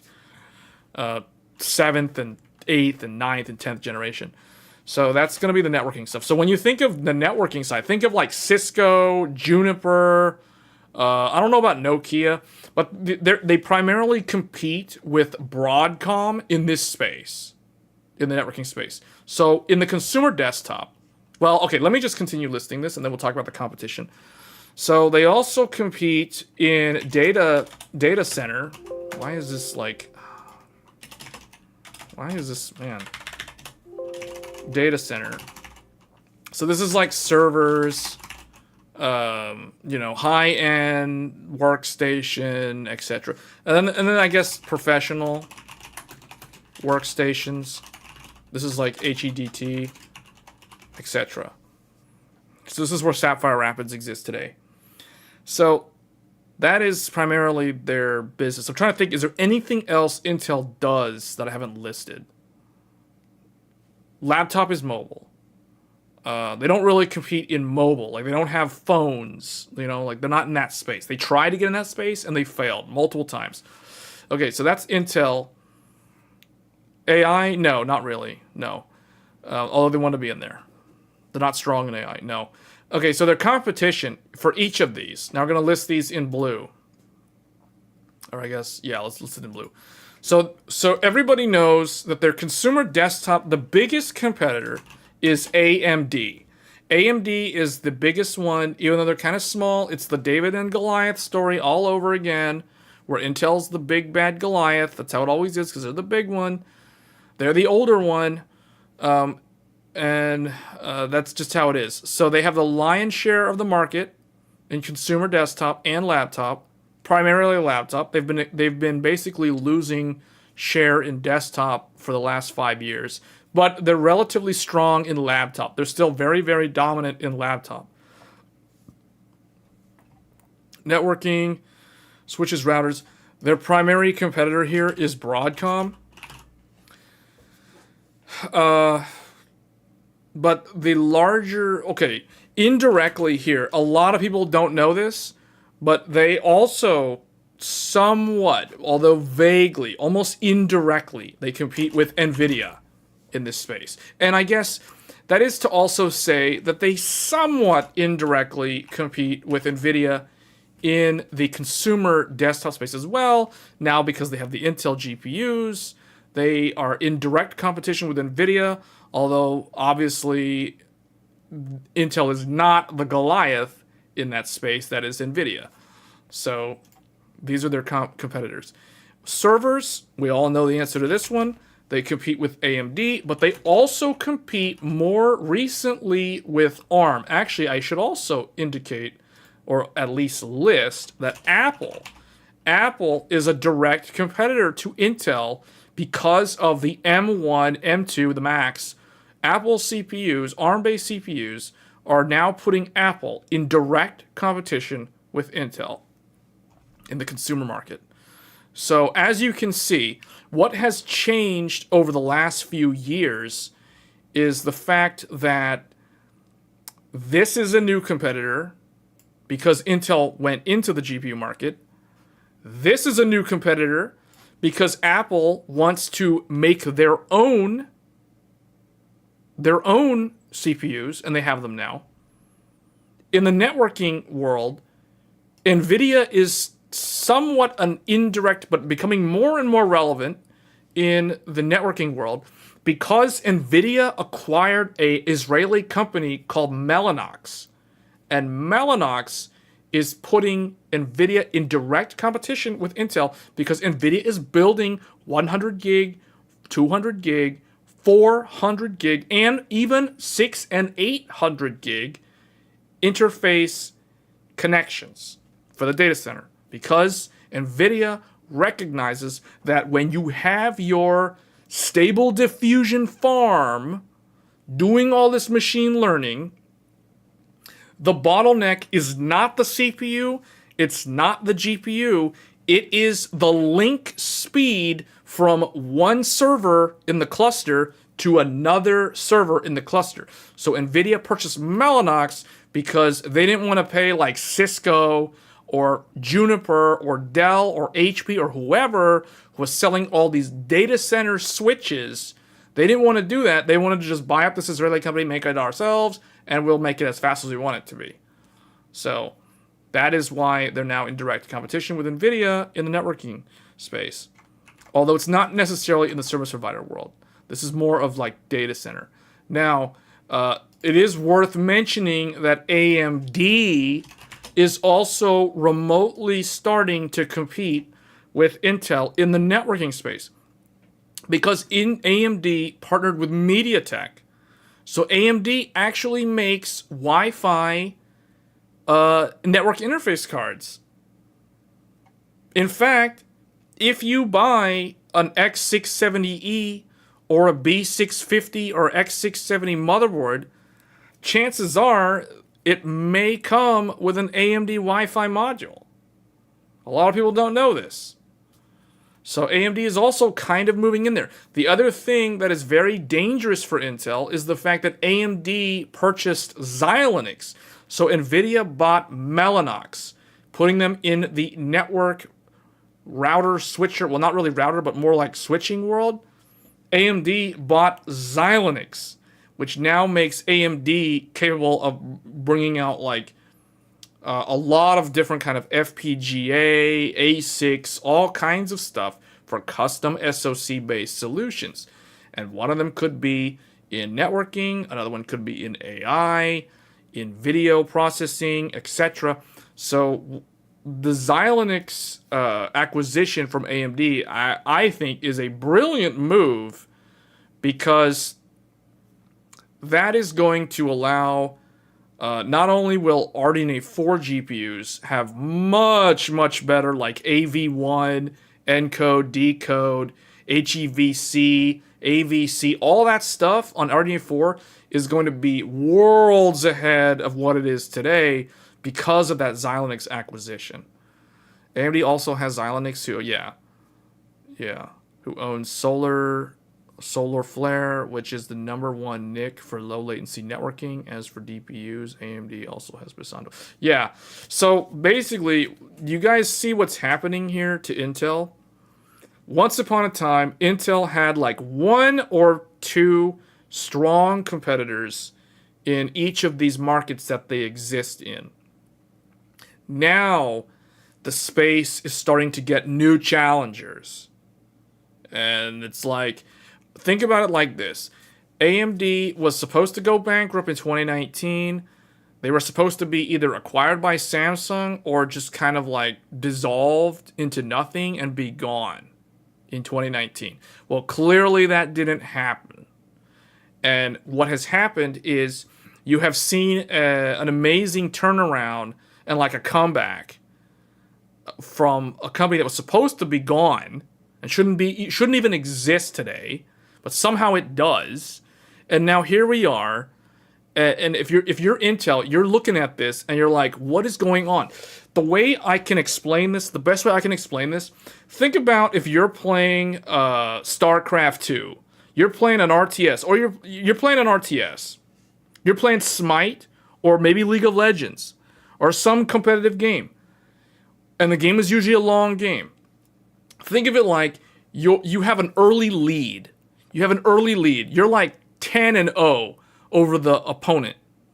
But over the last like 20 minutes of the game, or somehow in the last like 15, 20 minutes of the game, your opponent somehow like got their act together and like somehow like shut down your kill streak like multiple times. Like all your team members got their kill streaks like shut down. It's like now it's like, what's going on here, right? Like what? How are they coming back? How are they catching up like this? Like what's going on? See, so that must be what it's like to be at Intel, looking outward at this. Think of it if you're like on the C-level, executive level at Intel. You're a vice president at Intel, or a director, or you know, like vice president or EVP or something, or someone on the board of directors looking at this. And you're like, okay, these are my different business units. I have consumer desktop. Okay, Apple has entered. We're directly competing with NVIDIA now. So we're losing sales in Apple products because Apple is outselling us. We are always losing to AMD and NVIDIA in GPU because we just started. So that's a long game to come back. And it's not really an easy one. And then when it comes to networking, NVIDIA is now kind of like encroaching upon the super high-end, high-speed interconnects between servers. AMD now is coming in on like service provider and like enterprise. Like, what is going on here, people? And then you've got servers. And then, of course, you also still have to keep in mind that they're competing with like these cheaper merchant silicon, Broadcom, ARM-based, all this stuff. Like, it's kind of a lose-lose. It's kind of like gloom and doom for Intel. It's a tough mountain to climb for them. See, so a lot of people are like, oh, I want my 13900K because it uses 300 watts and it's got 16 E-cores. Well, you know, that's not really the answer. How many years of 14nm did Intel have with incremental 5% IPC increase with minimal core? Basically, close to a decade, I would say. We can draw it out. We can certainly draw it out. So you said 14 nanometer. So 14 nanometer was 2012.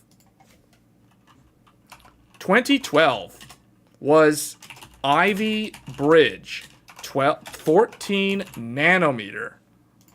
Then you had Haswell. 2013, Haswell was also 14 nanometer. Then you had Devil's Canyon. Then you had Skylake. Skylake was 14 nanometer plus. Is that right? I think that's right. No, okay, I take that back. That's wrong. Way wrong. This is 22 nanometer. So, okay, so this is 14 nanometer. That's just 14 nanometer. Skylake. So it was 2015. So they had a long time. Because they had Cabby in 2017. They had Cabby Lake 7th gen. They had Kaby Lake, was 14 nanometer plus. They also had Coffee Lake in the same year because they were afraid of Ryzen. So they launched 8700K, 14 nanometer plus plus. In fact, it's questionable if that was any different from Kaby. So that was 2017. Then you had 18? What was in 2018? You had 9900K, which was, what was this supposed to be? Coffee Lake plus, which was 9900K. The first i9, world's first i9, 9900K, but it was 14 nanometer plus. And then you had 2019, you had absolutely nothing. 2020, you had 10th gen, right before Zen 3. You had 14 nanometer plus. And don't forget it, 2021, after Zen 3, yes, Rocket Lake is younger than Zen 3, even though Zen 3 is still sold today. 11th gen, 14 plus. So you had what? 1, 2, 3, 4, 5. Actually, you know what, guys? Broadwell was the first in 2014, 15-ish, was the first 14 nanometer. Because remember, Broadwell was the end of the tick-tock cycle. Remember, tick and tock. Tock, new architecture. Tick, optimization. Or no, new node. So you had new node and you had new architecture. So you had tick is Broadwell. That was the new node. 14 nanometer was introduced. Then you had Talk, the new architecture. Skylake. That was the same node, new architecture. That was where the combo broke. It was the same like this until it got stuck. It got stuck when they went to Broadwell. Yes.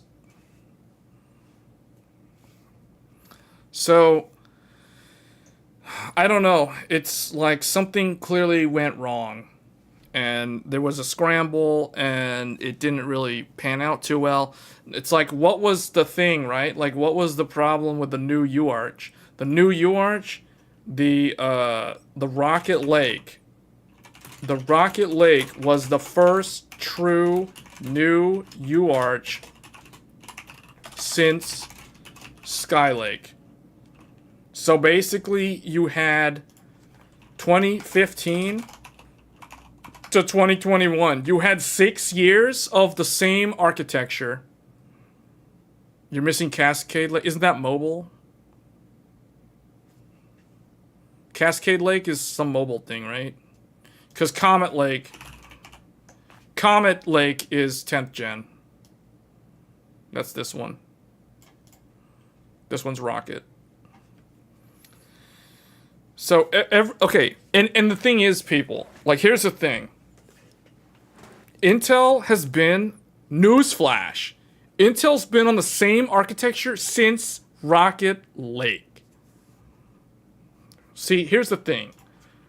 Rocket Lake, Alder Lake, Raptor Lake are all, newsflash, they're all the same thing. They're all the same thing. I can see La Recitas, there'll be a video of La Recitas saying that he's like, and guess what?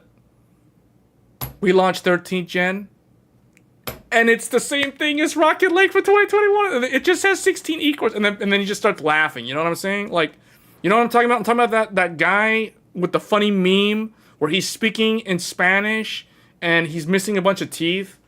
Those type of videos are basically this. Rocket, Alder, Raptor, all the same architecture. So we've been on the same thing. Now, clearly there are vast improvements with Alder and Raptor over Rocket. And why? Because of the node shrink. Because Alder Lake was the node shrink.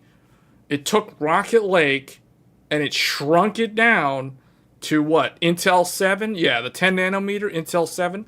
Because we had the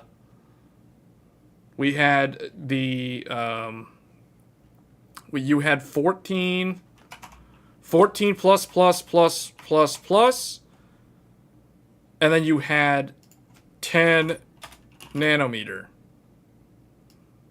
and then Raptor is 10 nanometer plus. So it starts the cycle. Hard to keep track of the lakes. Drowning all the lakes. So, and then here's the thing. So, like, here, obviously, you know, AMD, but what I'm saying is, this is not really a thing. Like, this is like, whatever. Who cares? That's the same as it always is. The problem is, in data center was historically Intel's bread and butter market. Yeah, I think it was Tiger Lake. I think it was Tiger Lake. Tiger Lake was Rocket Lake on mobile.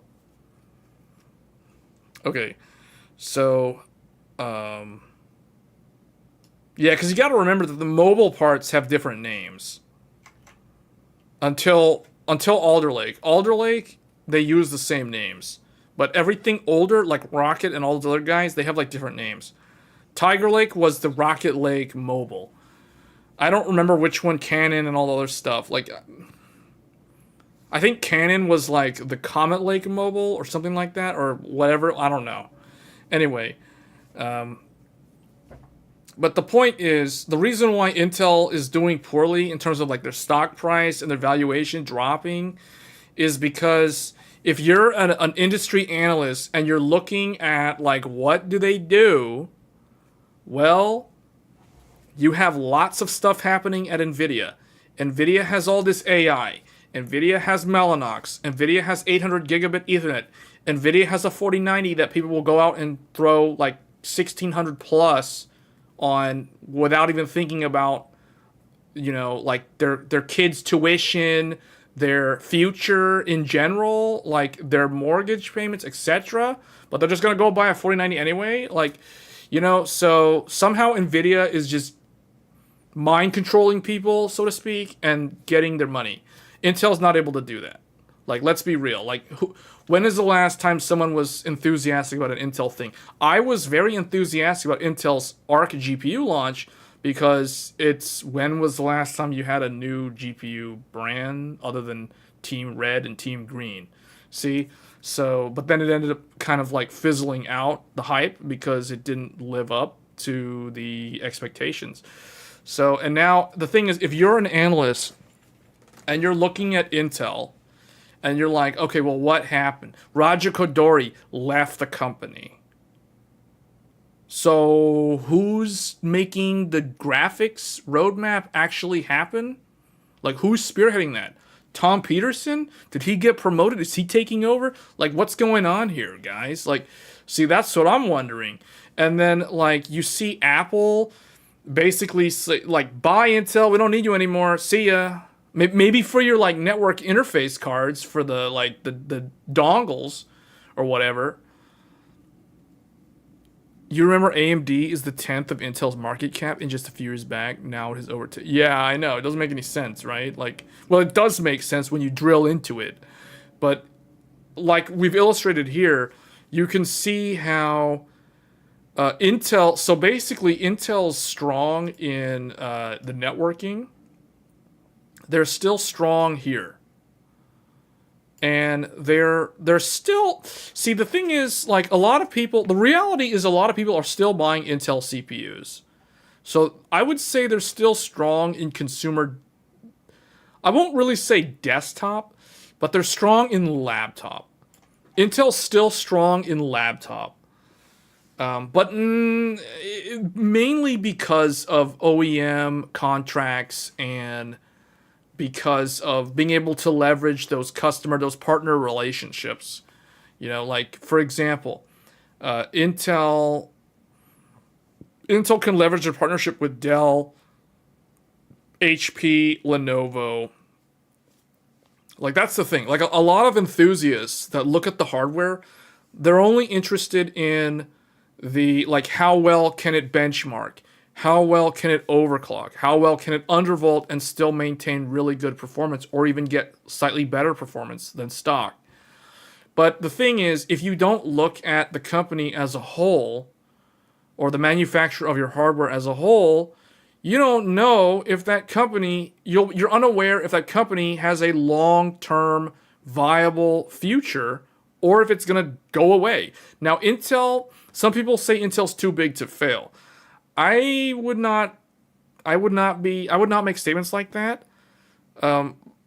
Never say never, they say. But the thing is, Intel does have a lot of strength that they can still leverage. They can still do these things. Like they can come back, but it is not easy. It's not easy when AMD and Nvidia and Apple and pretty much everybody else relies on TSMC. The biggest problem for Intel, which I completely left out and no one bothered to mention it, which I'm surprised, is no one mentioned that I had left off. I conveniently left out chip manufacturing. And this is the final key point of this live stream. The chip manufacturing business is Intel's golden goose. It's really their core, their final thing that they have.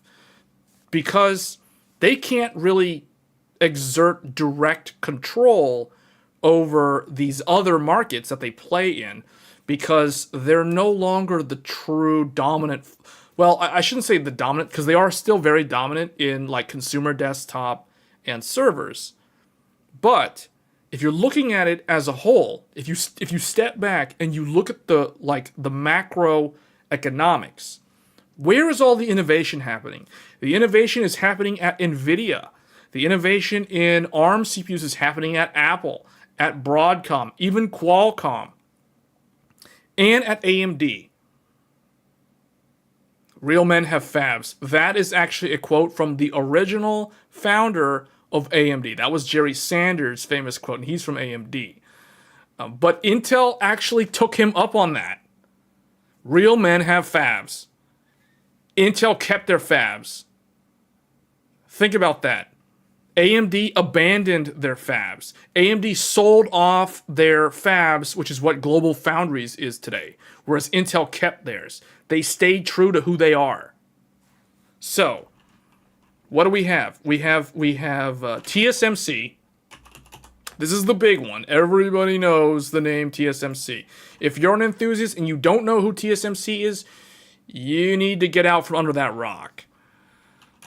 TSMC, Samsung, Global Foundries, and who's the other one? Who am I forgetting? Does TI make chips? I don't know if TI still makes chips. Feel free to add more names to this list. I'm just listing the primary competitors to Intel. AMD had to dump the fab because Global could not keep up. Yeah. In fact, Lisa Su had to do that divorce. I jokingly refer to it as a divorce, but that's actually what happened. PNY has fabs. UMC, yeah, the Chinese one, yeah. But how big are those though? See, the thing is, yeah, those are kind of decent in their own local market, but if we're talking global, these are the big ones, right? SMIC is the Chinese one, but I don't know if they're that big. And I don't know who UMC is. I don't know where they're at. Where's UMC at? I forget where they're based out of. But anyway, these are the big three, besides Intel. So Intel, Samsung, TSMC, Global Foundries are the big ones. TSMC and Samsung are really the only options when you are talking about leading edge nodes. Yeah. Global Foundries is a big supplier for like automotive though. So here's the thing. Yeah, realistically, like these are the two big ones. This one and this one. But realistically, if we're talking about like bleeding edge, this is really the only one. This is really the only one because like Samsung will do like some of their Exynos and all that stuff, but it's not really that competitive anymore. And then Global Foundries is just kind of like we'll do like automotive and stuff for like NASA or whatever, but other than that, it's like I don't know. So these are the like well known recognized names. IBM, I don't know. They're more like they're kind of like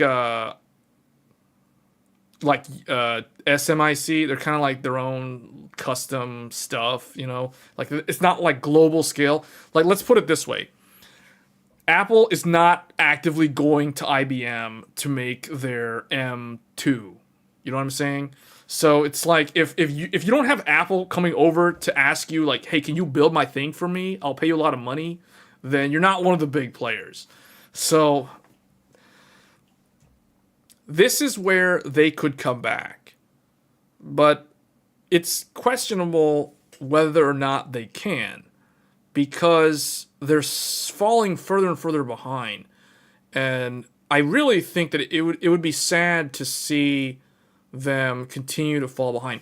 So what Pat Gelsinger wants to do is he envisions an alternative market where Intel manufactures NVIDIA and maybe to some extent AMD and maybe even the ARM stuff like Apple. NVIDIA, let's just say NVIDIA, AMD, and possibly other like chips and SoCs, like whatever basically, like whatever, build like, the PlayStation 7 or whatever, like he knows that this is kind of their thing. Like this is the thing that Intel still has that a lot of their competitors don't have. And if they can be competitive in manufacturing, then they can potentially win over they can win over their competitors and they can build the stuff for their competitors. Now, I think it's a very tough call because first of all, they have to, not only do they have to prove that they can, directly compete with TSMC in order to entice NVIDIA and others to use their node or use their fabrication for manufacturing. But they have to also be comfortable with the idea that they could potentially cannibalize their sales in these other verticals, if they do that. Think about that. If you go and build NVIDIA stuff, now you're basically putting NVIDIA's products out in the market and it's going to be harder for you to sell your ARC GPUs. Likewise, if you're building AMD's CPUs, now you're arming your competitor with CPUs to sell against your own Intel Core Ultra CPUs. You see what I'm saying? So it becomes a really tough call whether or not they want to do that. As long as Intel is competing against NVIDIA and AMD, there is no way they will hand over their designs to the Intel fab.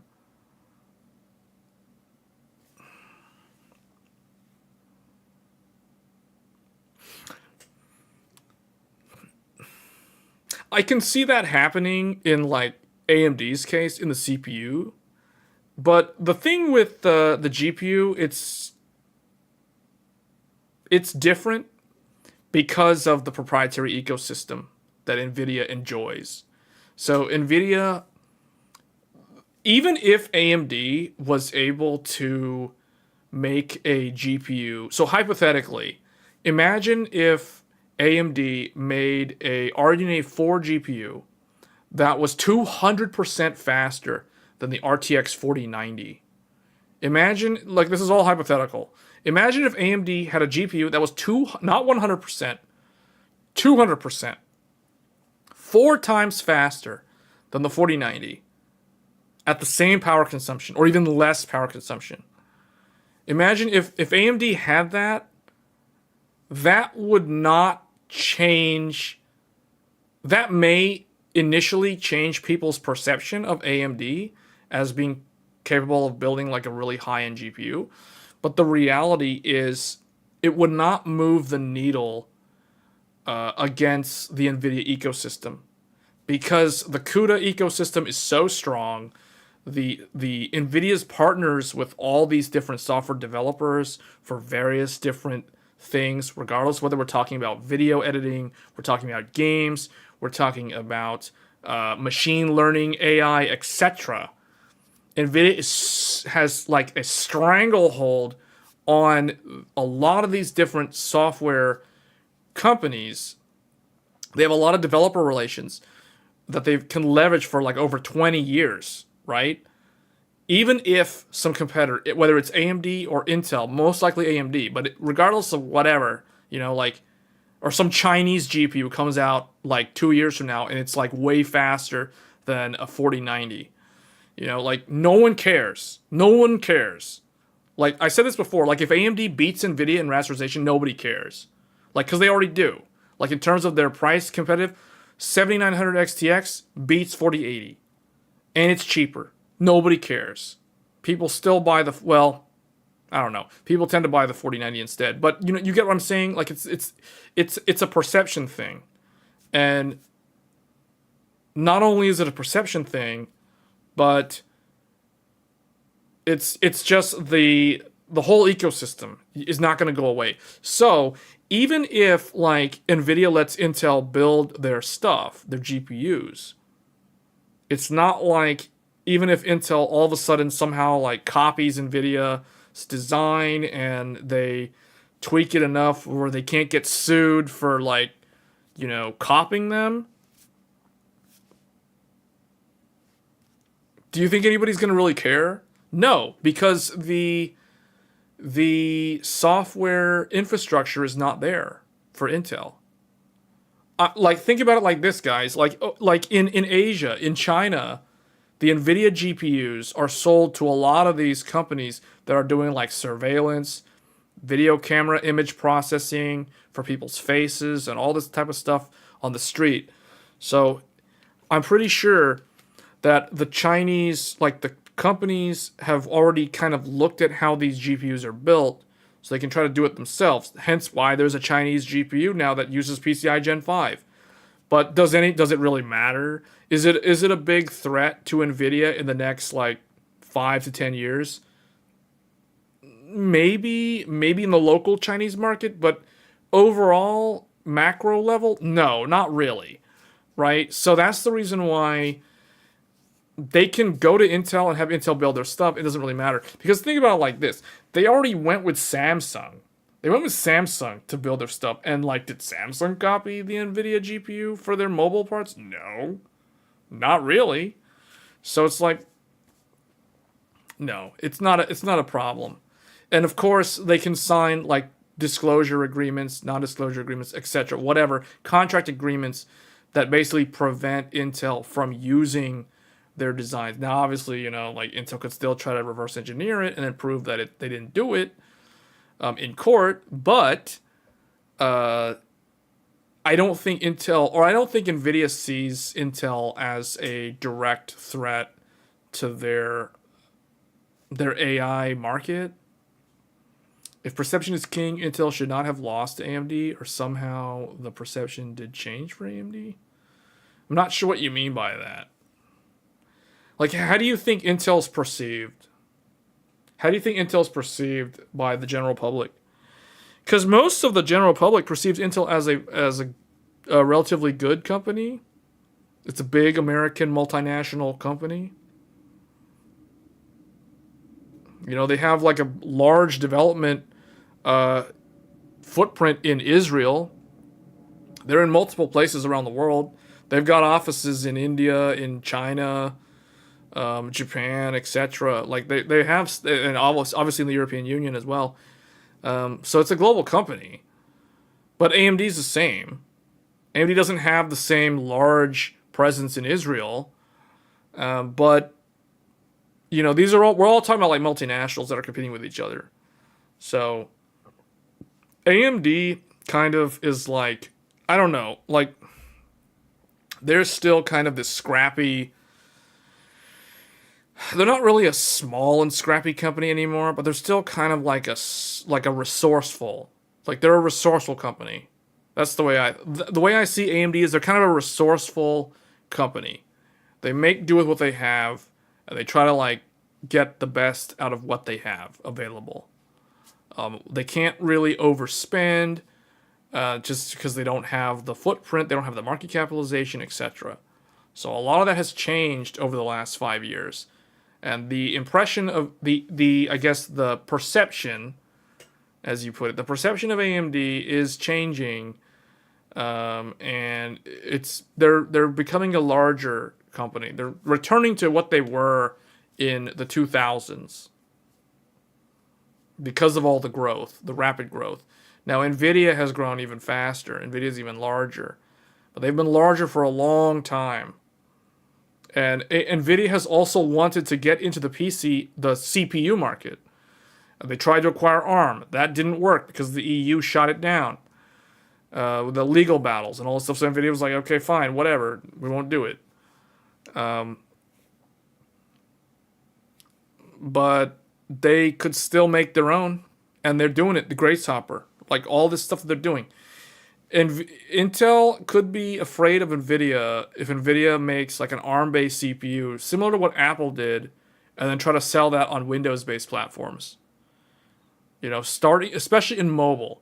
Because I can see NVIDIA making an ARM CPU that is competitive with AMD and Intel on the laptop mobile space. But the problem is Windows is heavily dependent on x86, and as long as Intel holds on to the x86, it goes back to the classic Wintel, the Wintel solution. Microsoft Windows, and Intel with their CPU. It was Microsoft software, Intel hardware. They call it the Wintel combination. So as long as that's strong, as long as like they can keep ARM from like performing equal to or even better than x86 on Windows, they can kind of maintain consumer desktop long term, and it'll just be a continuation of it's just them competing with AMD on Windows and Linux, and then Apple was just off there doing it on its own thing, and it's just kind of that's what it is. So anyway, that's going to be it for this stream. I didn't expect it to be this long, but this is really, really long. This was an interesting discussion, an interesting analysis of Intel at the end. I wasn't expecting to do that. But anyway, that's going to be it for this stream. Hope you guys found this somewhat entertaining or interesting and insightful. And I guess we'll talk about more of this some other time. Anyway, guys, I will see you guys in the next stream. And take care. Thanks.